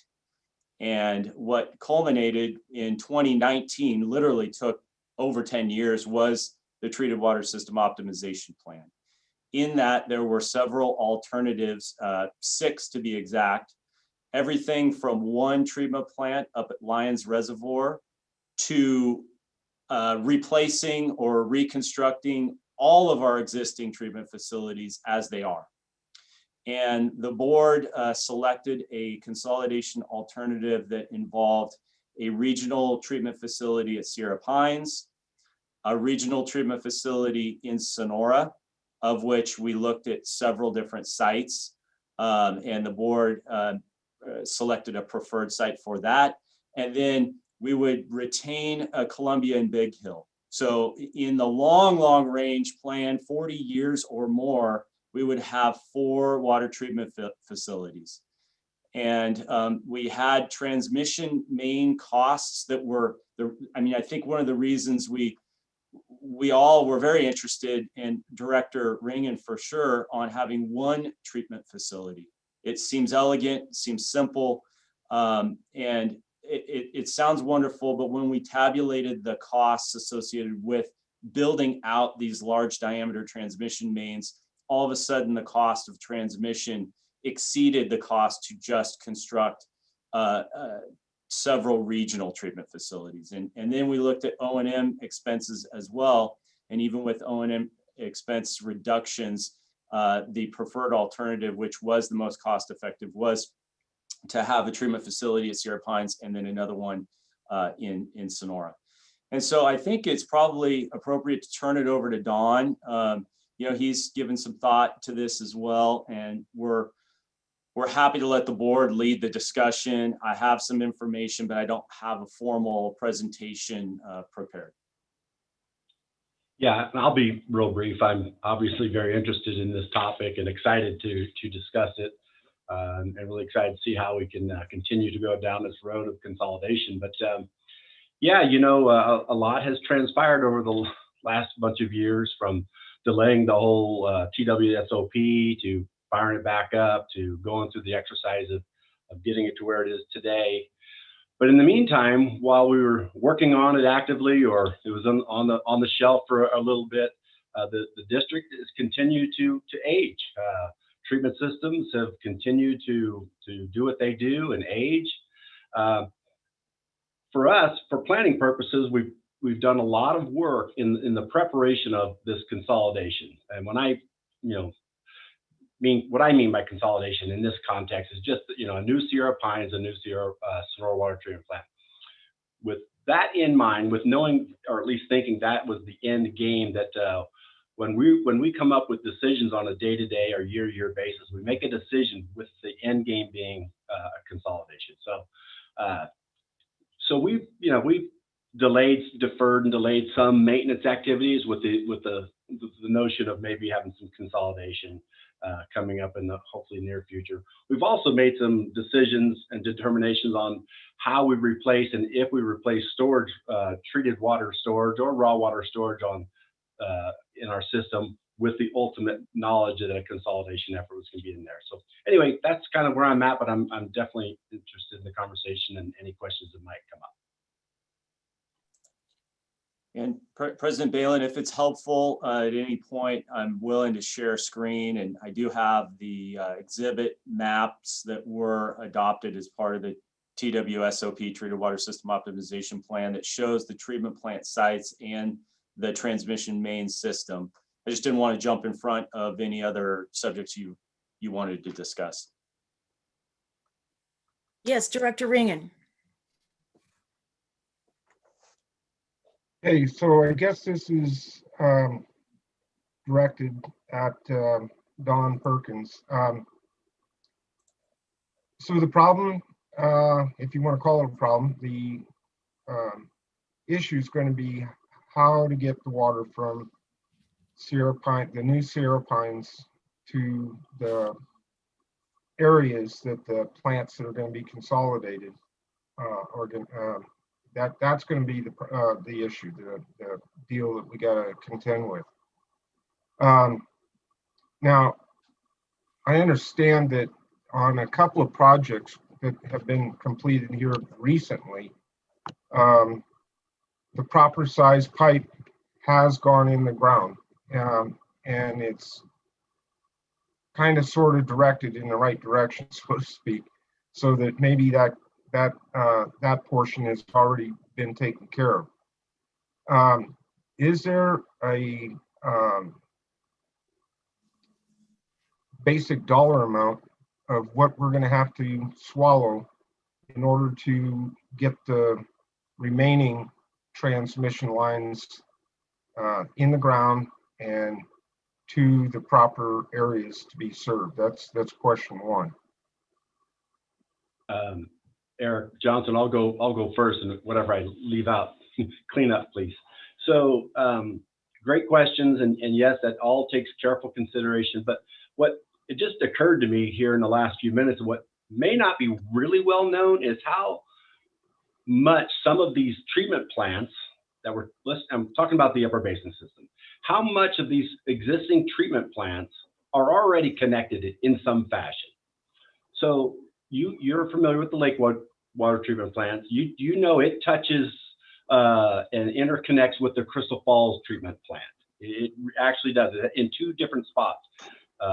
We call it an upper intertie and a lower intertie. So it already connects there in that way. It also already connects with the Monte Grande water treatment plant. So they intersect down there on Soulsbyville Road. So that already exists. So in a sense, with some improvements to some mains and a pump station or two, we can interconnect probably Crystal Falls and Cedar Ridge more precisely, so to speak. The other thing I think I wanted to answer was, I think you asked about you mentioned some existing pipes that are already put in the ground that are properly sized. I'm not sure I know about that exactly, maybe Eric does, but one of the more critical, or I don't know if it's critical, but one of the easiest ways for us to do some consolidation today, if the plans were drawn and the money was in the bank, is a Ridgewood transmission line that would consolidate the Scenic View and the Phoenix Lake water treatment plants. That's already in design, if not completely designed. It's budgeted in our current 5-year CIP. So there's an opportunity, without really constructing the new Sierra Pines treatment plant, we can make that transmission line a reality and consolidate 2 treatment plants. Did I answer some of or all of those questions, Ron? Yes. I think that well, first of all, let me ask this. You're talking about ultimately getting down to 4 total water treatment plants, and that would be Sierra Pines, Columbia, Sonora, and I forget which is the fourth one. Big Hill. Okay. Actually, that's great. Big Hill will be retained because it's relatively new. And that was one of the concerns I had about Monte Grande, is that that's fairly new. But I'm just wondering, is there anything that can be salvaged out of that fairly new treatment plant that maybe could be utilized, like say at Big Hill or somewhere like that. I mean, you wouldn't want to, I know the Sonora treatment plant's going to have to be like from ground up brand new. It's just, you know, up to date and working right. It's just too important. And I'm not quite sure what you folks have in mind for Columbia. I know it has a big job to do.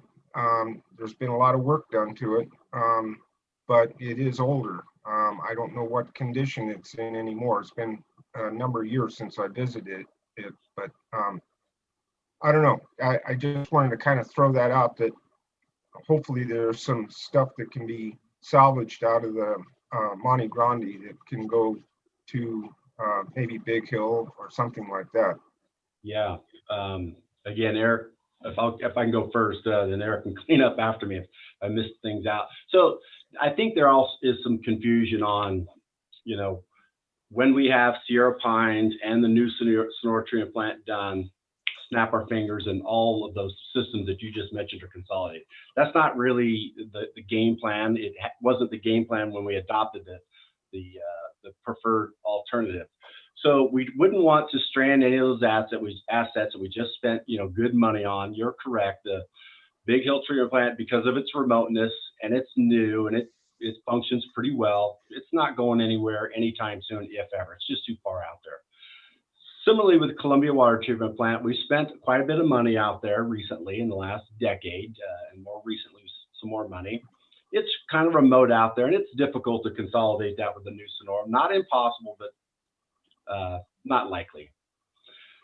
Monte Grande, similarly, it can be interconnected pretty easily with the new Sierra Pines and Intertide. But again, we have a fairly new treatment plant there that runs really well. And I think it's in the best interest to see that plant through its life cycle, its original or normal life cycle, 20, 25 years. So it maybe has 10 to 15 more years of useful life, you know, before we have to do some major upgrades. Tuolumne is another system that we've spent quite a bit of money recently. It's a really good treatment plant with a lot of good moving parts there. We don't see the need to consolidate that one right away. We'd strand some assets and money that we just put into it in recently. Not that it can't be easily intertied with the Sierra Pines and some of the plans that we have.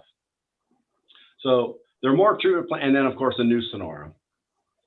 But you know, there's a couple of plants I want to make sure we talk about again is the Ponderosa treatment plant, which is in the Upper Basin system, which is a bit of a reach to get to from Sierra Pines, but it's probably the most drastic treatment plant out there that needs some help and needs some help quick. And it would just, we'd rather not spend millions on that, you know, upgrading that treatment plant when we spend, I don't know, less than $1 million maybe with an intertie. So it's just, but the Ponderosa treatment plant can't be supplied by the Lakewood treatment plant, the existing Lakewood treatment plant and the Upper Basin system all by itself all year long. We would need a finished Sierra Pines to turn off that treatment plant forever. Did I do okay, Eric? I think you did great. And I want to directly answer Director Ringen's question about, you know, salvaging pieces out of Monte Grande. You did, but I want to let you folks know we designed Big Hill for a second filtration unit. And so the underslab piping's there, you know, all of the electrical, everything is set up to take and plunk down another package treatment unit, which it would work great for Monte Grande. Who knows what 40 years from now the regulations will be like, but that is definitely a possibility.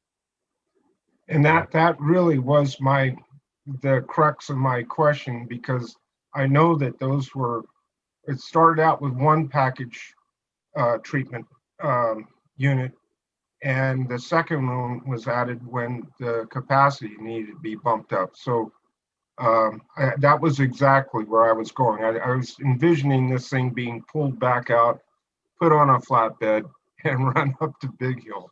So my final question is, and then I'll go away. Is there any chance of making power inline power or getting it, putting a generator in line using the pressure of the water as it goes downhill to these other areas that are going to get served?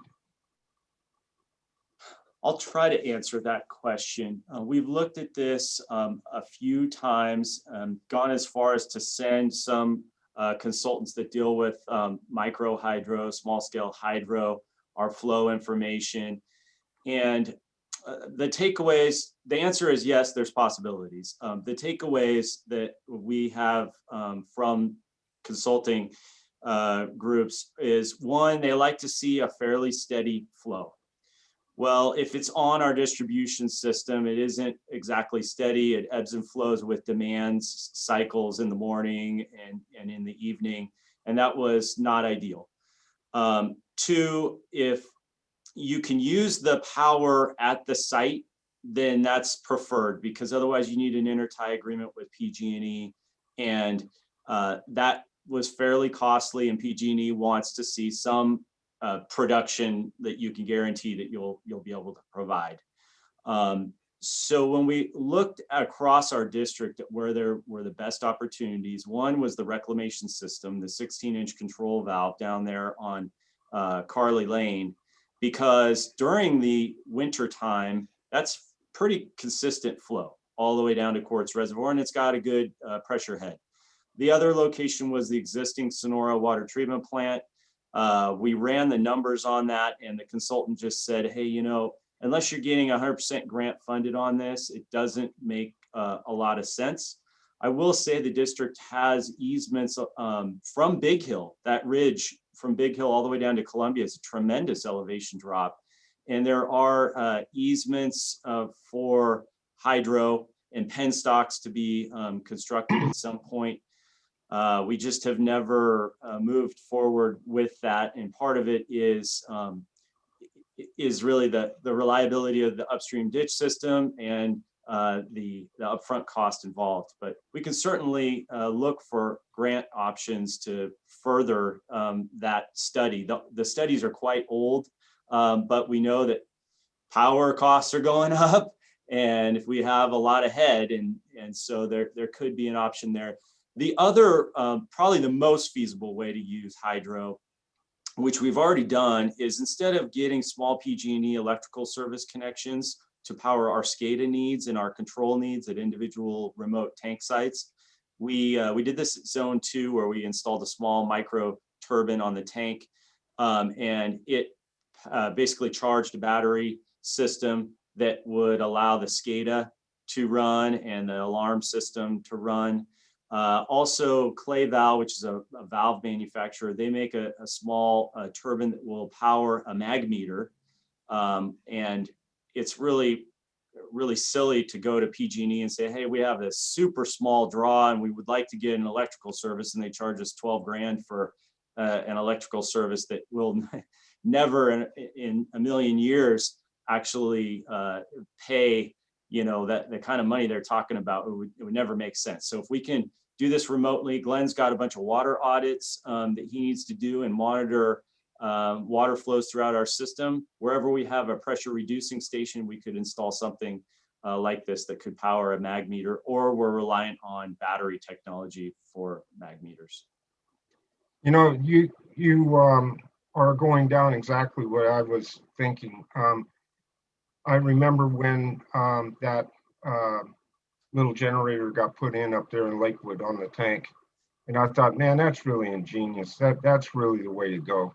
And but I was thinking that not only along those many electrical needs, but also if there was, and there may not be any of this available, but if you could compare where the lift stations are that are needed, whether it's for water or it's sewer, and somehow you had the generator somewhere close by, or you intentionally ran the pipe right near the lift station, you could power the lift station then with the power that is for free.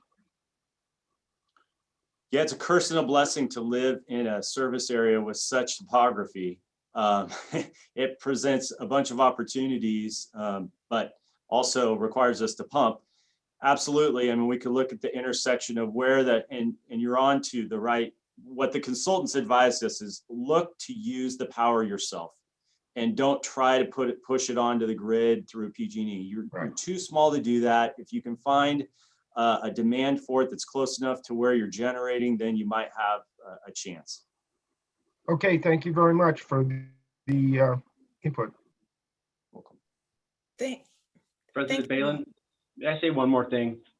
Sure. I forgot to, thank you. I feel like I emphasized the need for Sonora water treatment plant. And this management team, this board, and this committee, we really need, we're going to come to a decision point here on the Sonora water treatment plant pretty quickly, within months. We've got to decide on what we're going to do here with the Sonora water treatment plant. It is aging just as fast as we all thought it would. We're kind of at a tipping point where we need to either invest some monies into the existing Sonora water treatment plant, sizable amounts of money. It's in the millions, but I don't know how many millions exactly. Or can we push along further down the road with a new Sonora treatment plant? So between the management team and this committee and the board, I really do think we need to kind of tackle that one at a later date. Not too late though. Thank you. Thank you, Don. And on that, I would like to make a recommendation. This is a big discussion, and Eric, I appreciate you saying you've got maybe 2 veteran board members here, so we know some of the background, some of the decision making, but always decisions will be rehashed with new board members. That's just the name of the game. And what I recommend is that we take this item, which is a really good discussion, and Don's item, which is a great discussion about we're at this crossroads. What are our opportunity costs? Do we use that money to redo our existing treatment plant in Sonora? Do we build a brand new one? And let's do some cost comparison. But I think that this would be great to bring before the whole board. You've got, a couple new board members there, and also pick up the discussion about the mitigation monitoring report, since that was a full board vote on splitting that according to Dave Beauchamp's suggestion back when we had that meeting. And we can pick up the thread of that discussion then also, because I know as we move into CIP, you're anxious for these answers. So that would be my recommendation. But before I open that up, I wanted to say one thing, because I really agree with you, Eric and Don. This is a different era, and we cannot really rely on folks like PG&E because they've got a mandate to stop their system. And what I'm looking at is anything like Director Ringen mentioned, and that you said you had some studies on also, that were that enabled us, our county, our community, TUD, to be more self-sufficient. Any kind of self-sufficiency, we don't have to sell that power off the grid, but we can have power here to keep our fire hydrants charged, let's say. I'm looking at re-looking at our gravity and how the gravity can really work for us. And I know they're coming out with even more efficient, more really slick inline, micro power generators that would really help us be as self-sufficient as possible, so we're not so handicapped when we're going into a PG&E stoppage. So I would totally recommend reopening that, re-pursuing the possibility of being more self-sufficient. So with that, so Director Ringen, are you okay with us moving this discussion for a full board conversation? What Don was mentioning, we're at this crossroads, and also the item number 6 would be the Sierra Pines monitoring and mitigation reporting program to a full agenda.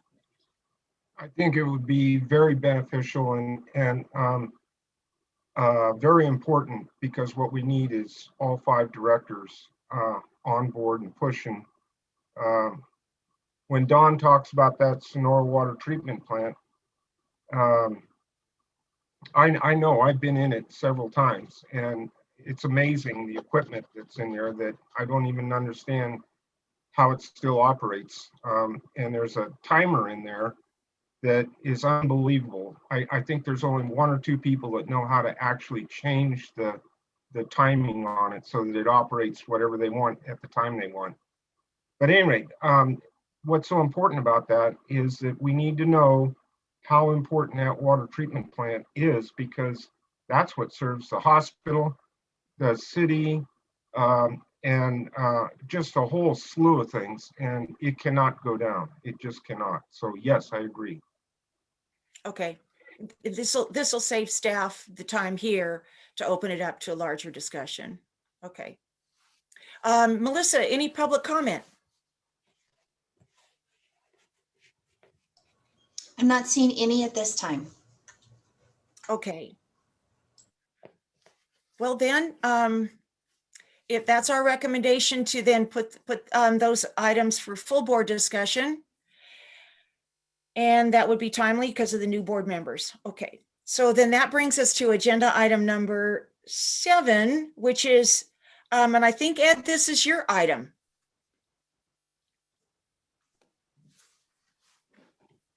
Okay. This item came about as a result of the water availability information session. And I think Glenn Nunnally did a really good job really trying to simplify a complex issue and let the data speak for itself during that presentation. Kept it pretty brief, and as President Balin asked for, to let the data speak for itself.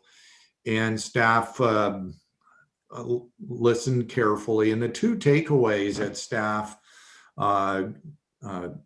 took away from that as we debrief was really some board members' concern regarding the uncertainty of climate change. And then the other was the potential for well failures in the future during long drought periods. We do know that well failures have happened. There was the grant funded project during the last drought, and we have some data on that. But I directed staff to see what we could do to help better educate and inform the board on those two issues, climate change and the potential for well failures. We've made progress on both. I sent to the board last week a scope work by Jeff Meyer, Western Hydrologic, on better quantifying climate change impacts on the South Fork Stanislaus. Having been a modeler for decades, I know it's very, very challenging, very complicated, especially when you get into climate change. I mean, water itself is very complicated, but then when you get into climate change, you're necessarily getting into a numerous number of very complicated disciplines that all have to come together to better understand and forecast and quantify climate change. What we generally know is that there will be an increasing frequency of extremes, extreme wet to extreme dry. And it's that increasing frequency that's a problem. And I thought Mr. Nunnally did a good job really providing data for the South Fork Stanislaus. The natural or the average natural flow of the South Fork is over 100,000 acre feet. And we have combined storage through Pinecrest and Lyons of 21,000. So basically, it's crystal clear based on history that Lyons and Pinecrest fills and spills each year, and that total volume is larger than the current demand. Hence, the availability of around 4,000 plus acre feet. And if we were to divide by, I think 260 gallons per connection, which is, I believe, our engineering standard for water use per connection, was how we calculated approximately 13,700 what we call equivalent single family units, or ESFRs, which we use in engineering design and reporting to the state. Hence water availability. But the question was, okay, so we used the last 100 years of hydrology to speak for itself and to be able to present that data. 1977 was the single driest year on record. And we were able to provide those number of connections. That basically means the firm yield is sufficient. But the criticism was that moving forward, could we experience a single year dry year event that's worse than 1977? And could we experience a longer drought than, say, the 2014 to 2018 that's worse? And the answer is obviously yes, we could. I mean, we know from tree ring studies that have been conducted, ice core studies, that when you broaden your time horizon beyond just the last 100 years and look at, let's say, the last 500 years to 1,000 years, there are what are called in the journals super droughts, where they're 50 years in length. And to be honest, if the climate's moving back in that direction, then all of California is going to go water bankrupt. It was not designed and built to be able to sustain that epic super drought. And I don't think we need to be unnecessarily frightening ourselves that we're going to experience that right now. It's probably, if it is indeed happening, a curve that will take time. And we should have time to be able to plan and mitigate. We're, smart. We have politics, we have policies, and the state is surprisingly interconnected, and the state's moving toward more integrated planning, hydraulic connections, water transfers, a lot of policies. So what does this mean for TUD? Well, in the strategic plan, we've already thought about this, and we've looked to diversify our points of diversion and our supplies, hence the acquisition of Pinecrest and Lyons, so that we can operate it as a water supply first priority, which right now we know it's not. It's a hydropower first, which does cause some impacts to Tuolumne County in terms of reliable water supply. And then we're also pursuing the new Maloney's federal water supply contract, which should be able to provide additional water supply during particular seasons where we may be water short, or maybe even during water years where we're short. And in addition to those supplies, we're looking at diversifying the points of diversion, because if you're going to rely on just one and there's an emergency or a catastrophe, obviously there's potential problem there. So the board wisely adopted these priorities in the 2019 strategic plan. The staff has been continuing to work through that and carry out those priorities. But again, the uncertainty of climate change exists. We do believe that these priorities to diversify points of diversion and supplies will address that and mitigate that uncertainty. But to better quantify, the proposal is out there from Western Hydrologic that the board has in its hands, and I could display screen unless there's questions, but basically it's a $12,000 scope of work. And what Jeff Meyer has proposed is to do a modeling exercise on the South Fork Stanislaus, similar to what's been done elsewhere. And Jeff Meyer is a seasoned hydrologist and engineer that has done this work on American River Basin and elsewhere. But mostly what's involved is creating a climate change what we call hydromet database, hydrology, meteorology, that would mimic potential climate change impacts in 2030 and 2070 and model it specifically on the South Fork Stanislaus River. Fortunately, we have the blessing of having a very sophisticated water simulation model already calibrated on the Stanislaus River. So it's a tool, valuable tool we already have, which allows us, which cost about $1 million to develop, that TUD did not have to pay for. But it allows us to be able to run these kinds of sophisticated simulations and do so for only $12,000. Most of the work is in the preparation of the database, but that scope of work that I sent out also included presentations to the Water Committee and to the board, which does take time, and it's a part of that scope of work. So the question is, does the committee want to pursue this modeling effort to better quantify the potential for climate change in the future to address some of the board's concerns regarding this, number one. And then two, staff is working with the county staff who does manage a GIS system, and we were hoping the low position coordinates of all private wells so that we could query the GIS system about the number of wells within 500 feet of TUD infrastructure. And what happened in the 2014 to 2018 drought, I think it was over a 2-year period, we had about, Tuolumne County experienced about 80 well failures.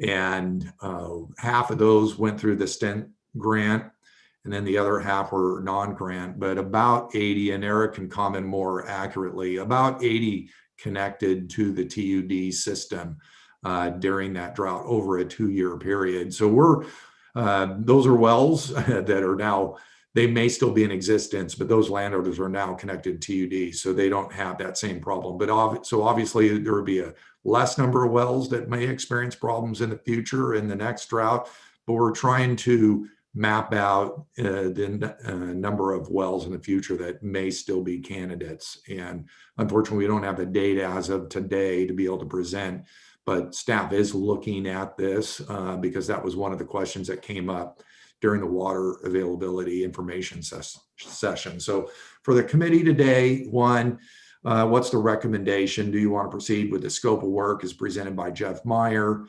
And two, staff's already doing the potential well failure analysis, so it really doesn't require any modeling, and we should have the data within the next few days or week, and we'll be able to present that to the board, or we can bring it back to the water committee when we have that data. So again, the question is, do you want to move forward with climate change modeling? 1, 2, do you want us to bring back the data on the well failure potential to a committee, or do you want us to just bring it to the full board? What's your pleasure? And we're happy to answer any questions too that you may have. Thank you, Ed. Thanks for the thorough explanation.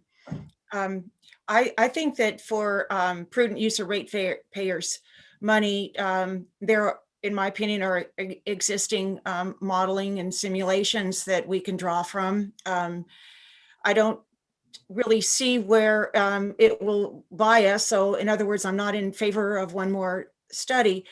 I am in favor of what we're doing, which is we really are sincere about taking those long range predictions and the existing models for the wetter wets and the drier dries, and beginning to take steps to acquire senior water rights, the PG&E acquisition, and CVP water. So we're taking steps to, we get it. We've got to diversify our water portfolio, hopefully bring new water in.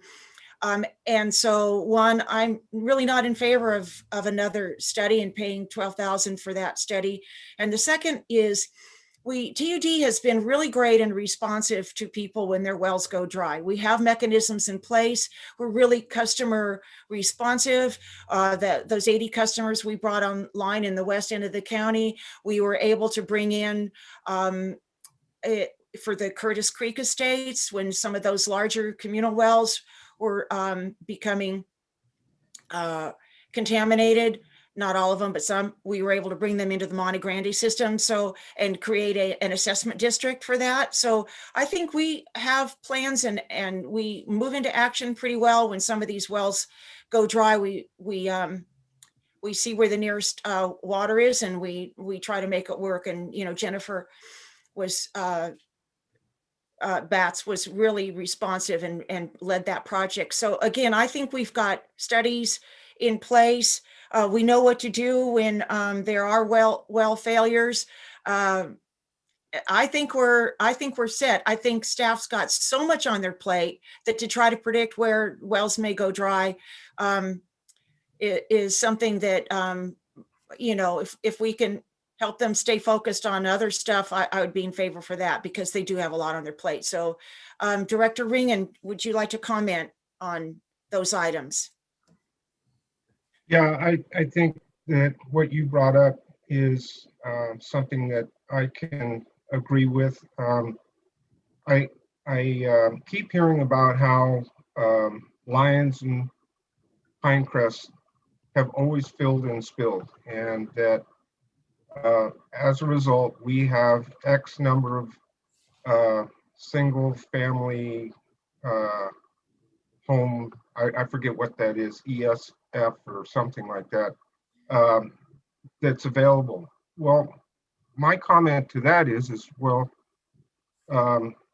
we may be in a much better position if we can finally acquire the PG&E infrastructure and the water rights. That will help us immensely, especially when it comes to new hookups, new developments, stuff like that in the future. But my question is well, in 2014, why did we have a 50% cutback in consumption levied on the TUD ratepayer if the two reservoirs filled and spilled? So we have a concern here, a big one. And I think what we need to do is just start planning for it right now so that we, well, number one, we need to acquire PG&E. Number two is start planning for more storage so that when these drought episodes come up, we can weather them. And so, yeah, I don't think we need a study. We can see what's on the horizon. It's just a matter of let's plan for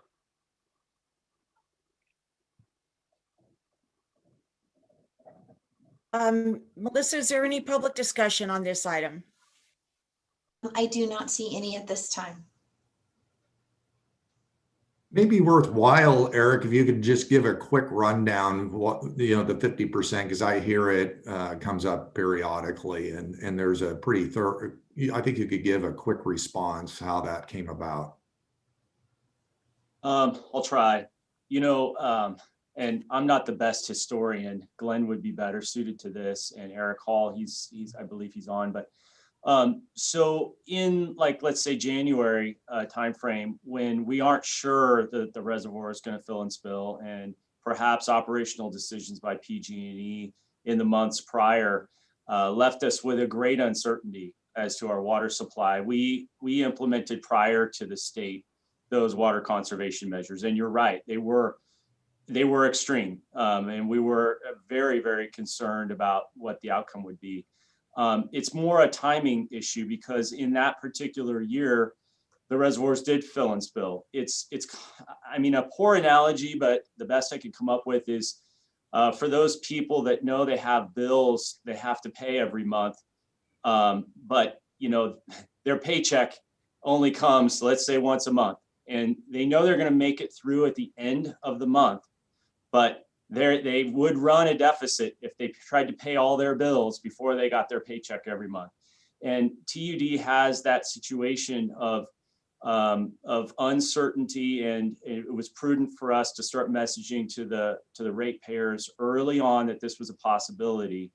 And it ended up that we actually had quite a bit of water in, partly because of our conservation was so successful. The state then mandated conservation as well, but the reservoirs did fill and spill. And I think that's the Reader's Digest version. There's a lot behind that. But one of the things we deal with is that the reservoirs historically have always filled and spilled. It's the timing, and we don't know when we'll have that certainty that the snow water equivalent up at the lower relief and in other areas of the watershed is such that Glenn knows with certainty that we're going to be okay. And that's why we instituted that at such an early stage in those years in 2014. Yeah, there's just really little to no carryover. And so, Director Regan, you're right. I mean, one of the best strategies would be to have more storage and allow us to be able to operate that storage for carryover. And Glenn worked closely with PG&E, attempting to push them in that direction, but they own and operate, they don't always do so. Hence, really what's happened this last winter, and it's happened previously, but storage is very expensive. And I think when the rest of the state heads into a drought, they're able to utilize carryover storage and groundwater and conjunctive use and a lot of other strategies that are unavailable to West Slope Sierra. Hence, TUD's requirement to be out front of the state when it looks like it's going to be a water conservation dry year type, where in in 2014, as Eric mentioned, TUD was putting out a water conservation message before the state did. And then the state later issued the executive order. And really the story there is that the TUD customers not only responded, but really cut back more than they had to, especially once spring rain started coming in and the reservoirs filled and spilled. And my understanding is that there was water left in Pinecrest that could have been better used in Tuolumne County for water use. Because I understand that businesses did suffer, landscape did die, and so on and so forth. And not only did all that impact happen to residents around Tuolumne County, but TUD suffered financially as well, because the water treatment system runs 24/7.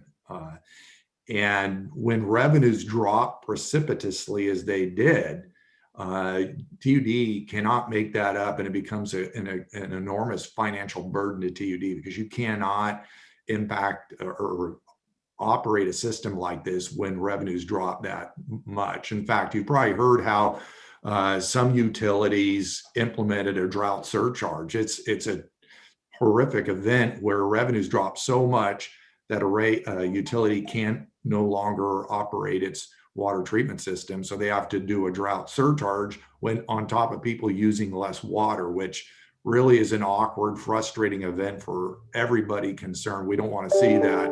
But TUD did suffer quite a bit of revenue shortage in those drought years. Fortunately, did not have to do what other utilities did.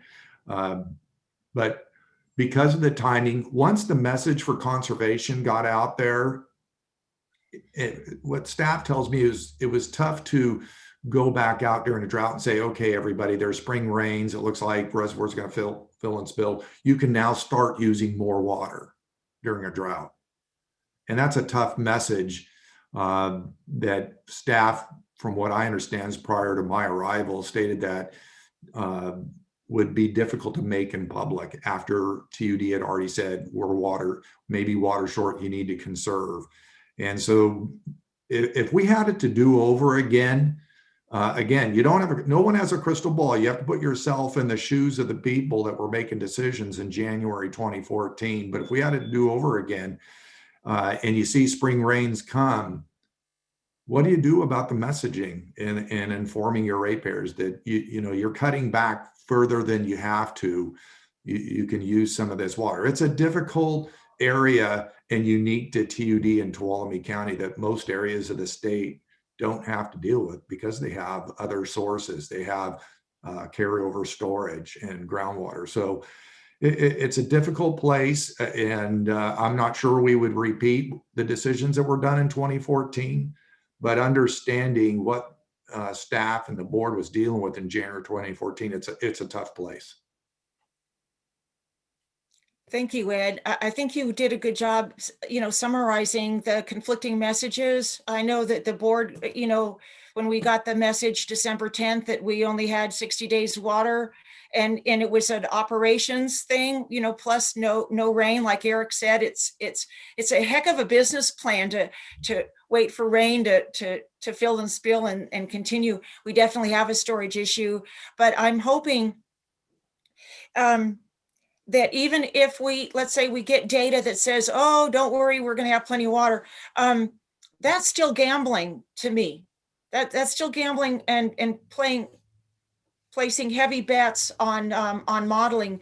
And it just feels simpler and cleaner and more long range and more for community prosperity, which is to continue on the path that we're doing, which is to acquire the PG&E and bring in the CVP. And that would be new water to the west end of the county. But to settle on modeling and go, oh, we don't need to pursue any of those two things. We're just going to still, continue with this contract, even though we know the landscape that it has changed.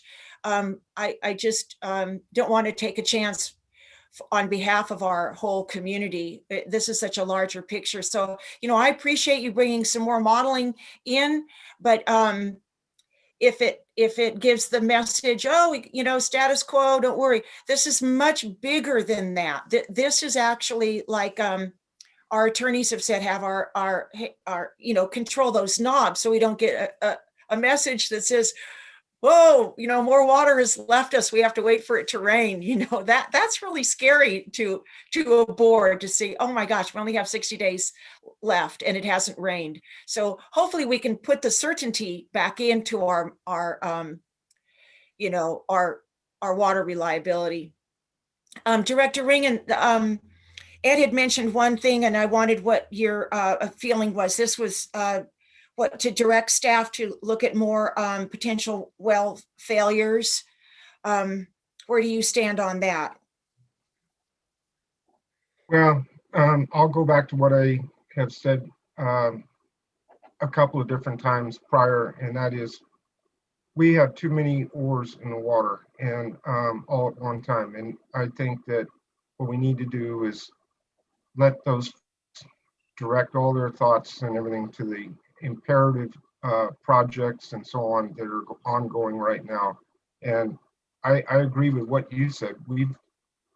TUD has always been able to accommodate people that had a failed well, and I don't see that changing. There may be one or two isolated cases where they're too far away or something like that, but normally there's always a way to make it happen. So it sounds like we are not in favor of moving these two items forward. Okay. We have no Good. recommendation, in other words. Okay. Well, staff was really took those takeaways from that information session and trying to help the board out. So we ended up with what, two affirmative votes, or one no vote and 2 abstain votes. So staff basically took that as a lot of uncertainty, and we were trying to resolve any outstanding issues. So your board had the information to be able to make a vote for a yes or a vote no. So is there any direction on how we move forward with water availability since it turned out to be an uncertain vote? Or are we going to leave it there? I think it's, you know, we didn't have enough data to actually declare a conservation stage. And so I think that was information in itself. And I think staff just proceeds. At least that's when I asked Jesse, that's what he said. Yeah, my question there was that my understanding is that was interim. So just trying to help the board try to get the information it needs so we can have a long-standing decision, or if we're just going to leave the interim there for now until some future date. Well, my input is just to leave it in the interim for right now. And let's see if we can get through this PG&E acquisition thing. And then that's going to really, really help fortify, I think, everyone's feelings about how much water is available and into the future, because we'll be in control of it. Okay, thank you. I think what would be helpful for me is to get back in the commitments study so that, at least for myself, I can see which year how much water was actually committed and what the project was. I would find that of value. That's a good question. And, you know, working with Glenn on the urban water management plan, that is in the urban water management plan because it forecast water use through 2040. And so you'll see more of this at the upcoming public workshops and then the required board resolution. So definitely more information on that topic will be forthcoming. Thank you.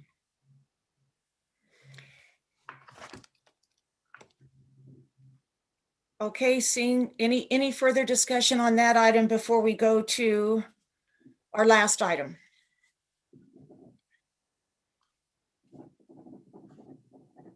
I'm not seeing any hands. I'm not seeing any public comment. So Director Balin, on item number 7 is the one we were just discussing. The committee recommendation is the committee is not making a recommendation. Is that correct? Yes, both Director Ringen and I were not in favor of pursuing this study. Okay. And we were not in favor of having staff figure out what wells potentially may go dry. Okay. Because we feel solid, we have mechanisms in place to receive folks in need and make it work. If you know, we're good at trying to help folks out. Okay. I just wanted to make sure I got that correct. Thank you. Okay, thank you. Okay, last item, and that's just informational again. What is the water needs assessment? And this was brought up February 8th.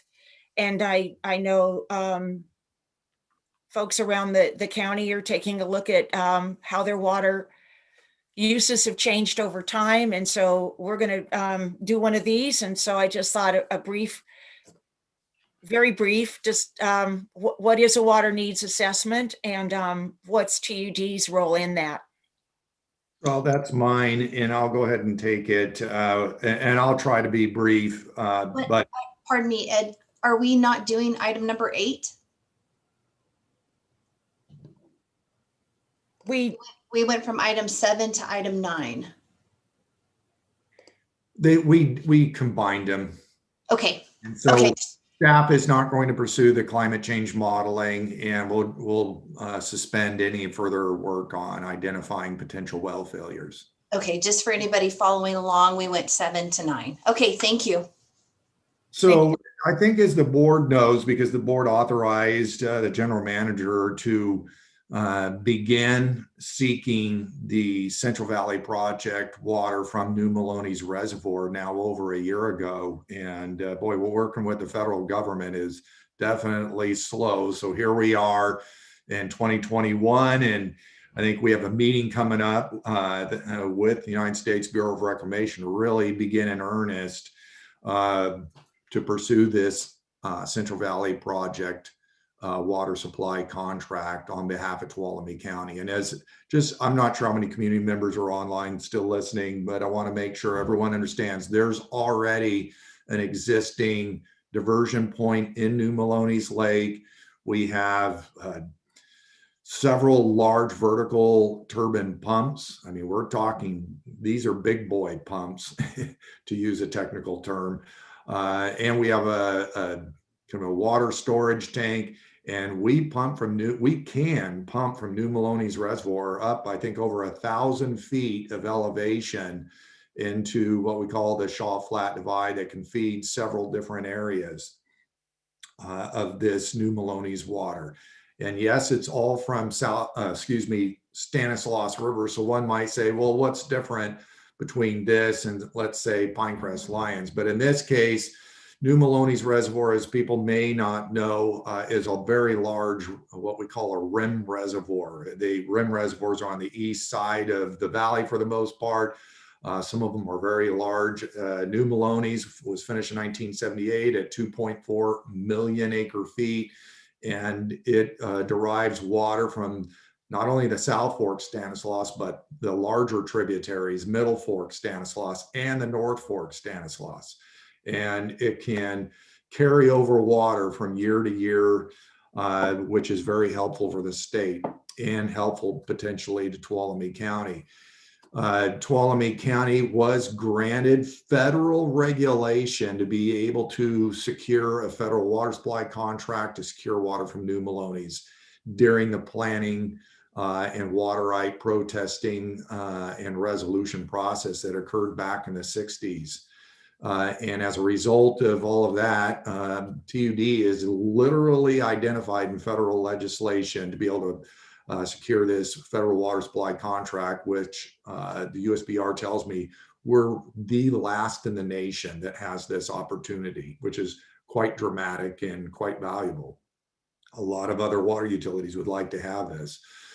But to pursue this federal water supply contract, the Bureau, like all federal government agencies, has a number of requirements. We have to secure what we call a contract, which is done through a basis negotiation that identifies the terms and conditions of the contract. And then as one leg of the three-legged stool, 2 is the water needs assessment that I'll just briefly mention in a moment. And then 3, CEQA NEPA. So all 3 legs of that stool have to be addressed, and it's about a 2-year timeline that we have yet to embark on because we need an executed what we call bond or a basis of negotiation, which is the topic of the upcoming meeting. And we should have this bond, I'd say, by spring, summer, and then the 2-year timeline begins. And during that 2-year timeline, we will have to conduct the water needs assessment and the CEQA NEPA. I'll leave the CEQA NEPA for another day and the details of the terms and conditions of the contract. But basically, it's how much water, what year types, seasonality, those kind of things. So what is a water needs assessment? Real briefly, it is, well, Tuolumne County, how much water do you think you're going to beneficially use in Tuolumne County? And that's the key word term, beneficially use. It's a 40-year, probably a 40-year contract, can be for urban or ag. And that contract can be extended. Well, 20, 30, 40 years. That's another thing, is the term of the contract, how long. And so we really need Tuolumne County through TUD, we've reached out to county staff, needs to have a conversation about how much water they think they might use from New Melones way out into the future, 2040, 2050, 2060 and beyond. You may only get one chance at doing this. Maybe not. Maybe you get another. Things could change. I can tell you that when New Melones was first designed and built, it was going to provide a lot more water supply to the beneficiaries within the region. And that, for the most part, did not take place. The reason why is a lot of environmental laws were enacted in the 80s and 90s that committed water out of New Melones. It was originally planned for water supply to be able to send downstream at Vernalis salinity and for Bay Delta flows and improvements. And it's come at the expense of some of the water users. However, what's great for Tuolumne County is we're considered area of origin or in basin. So we take priority. And so New Melones, unfortunately, has become what we call in the industry oversubscribed. There's more water demands than available supply. And so when TUD, Tuolumne County through TUD decides to claim, and I'm just making up a fictitious number, let's say we claim 10,000 acre feet of water for Tuolumne County, that 10,000 acre feet is going to come from someone else's water supply allocation. There's not another 10,000 acre feet of unavailable water out there. And so when we claim this 10,000 acre feet, it's going to come from some other user downstream, and they probably will care. And so we need to be careful how we go about discussing this. So specifically to the water needs assessment, one bookend, well, there's a couple of bookends, and then I'll open it up for questions. One bookend is, well, we have an existing diversion. We know our existing customers that for the most part receive gravity flow, raw water through the Pinecrest Lion system. We know Columbia Water Treatment Plant is connected. And TUD also serves the CAL FIRE air attack base. So we pretty much have a very good quantitative number of what current potable and raw water usage is on the system right now. And so one bookend is, that's how much water we would request from the Bureau from New Melones. And I'm not going to throw out the number because I don't want to get it wrong. But let's say right now that's 5,000 acre feet. That's one bookend. That's the lowest water use bookend that we could request. And that's based on existing water use. And I'm rounding up, so don't hold me to that number. The other bookend on the opposite extreme that we've talked about, and again, no decisions have been made yet, we're just brainstorming and strategizing, And that is to look at, well, what is Tuolumne County going to look like in 2070? What does it look like at build out, let's say? What could possibly happen between now and build out of Tuolumne County? More irrigated ag, more infill urbanization, agro-tourism, various other green spaces you've talked about.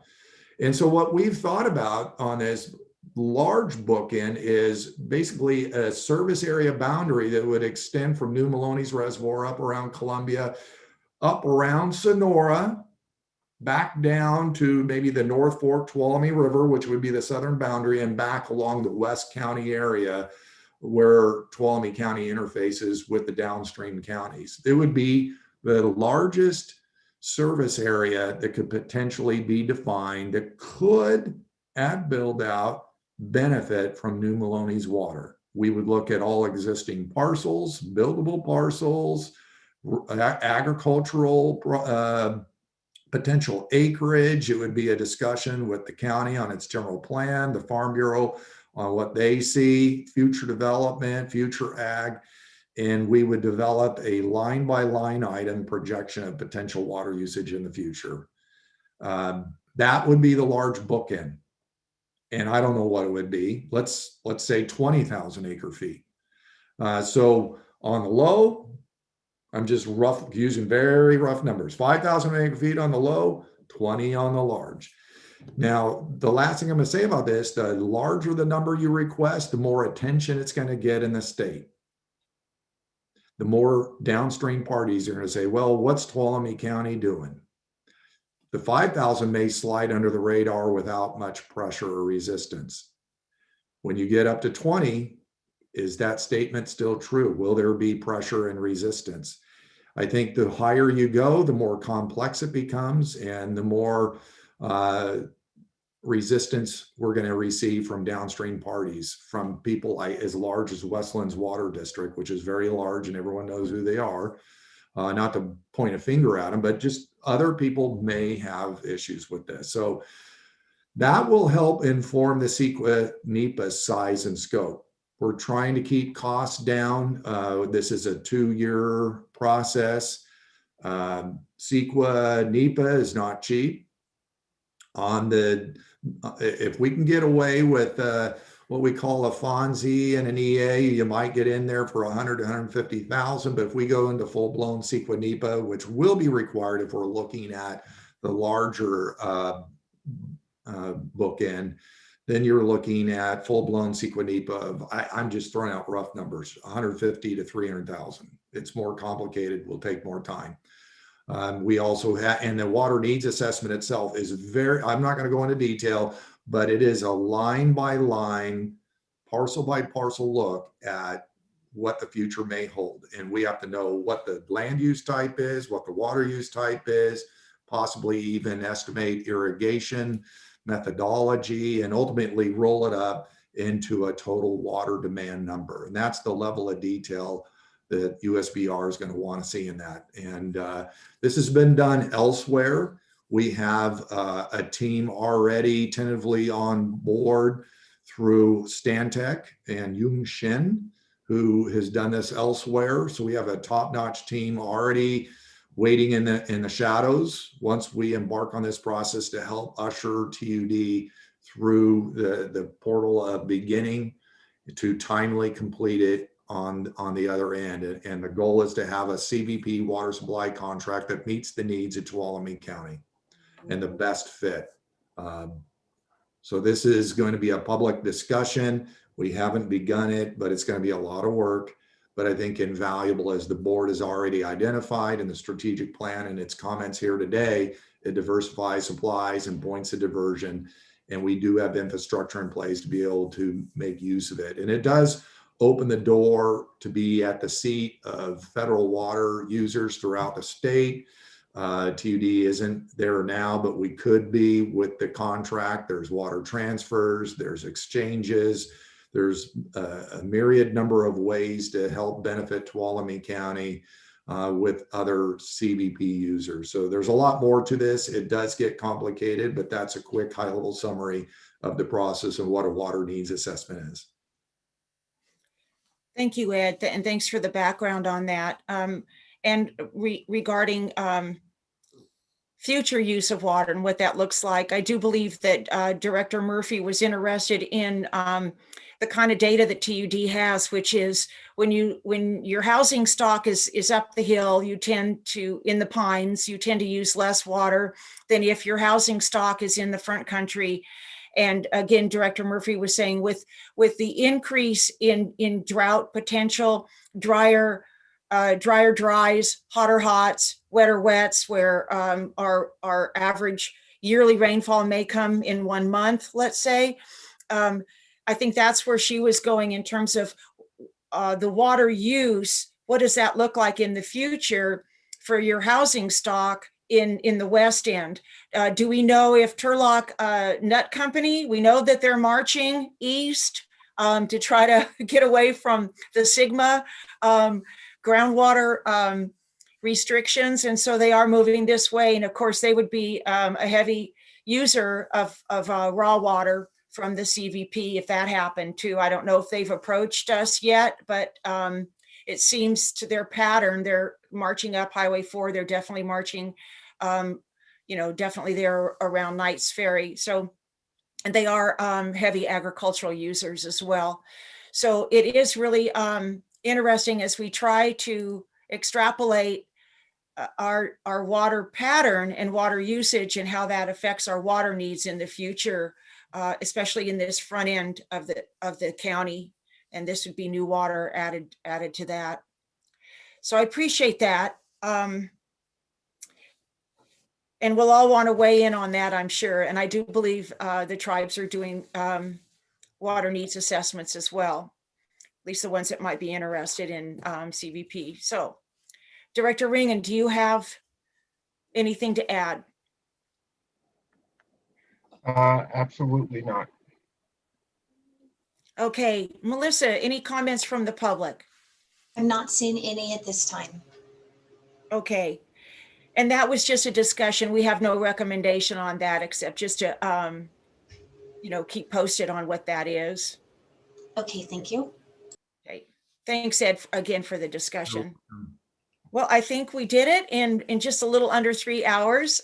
Really appreciate everybody's participation and respectful cooperation to the ground rules. Very much appreciated. Really good insights and input. So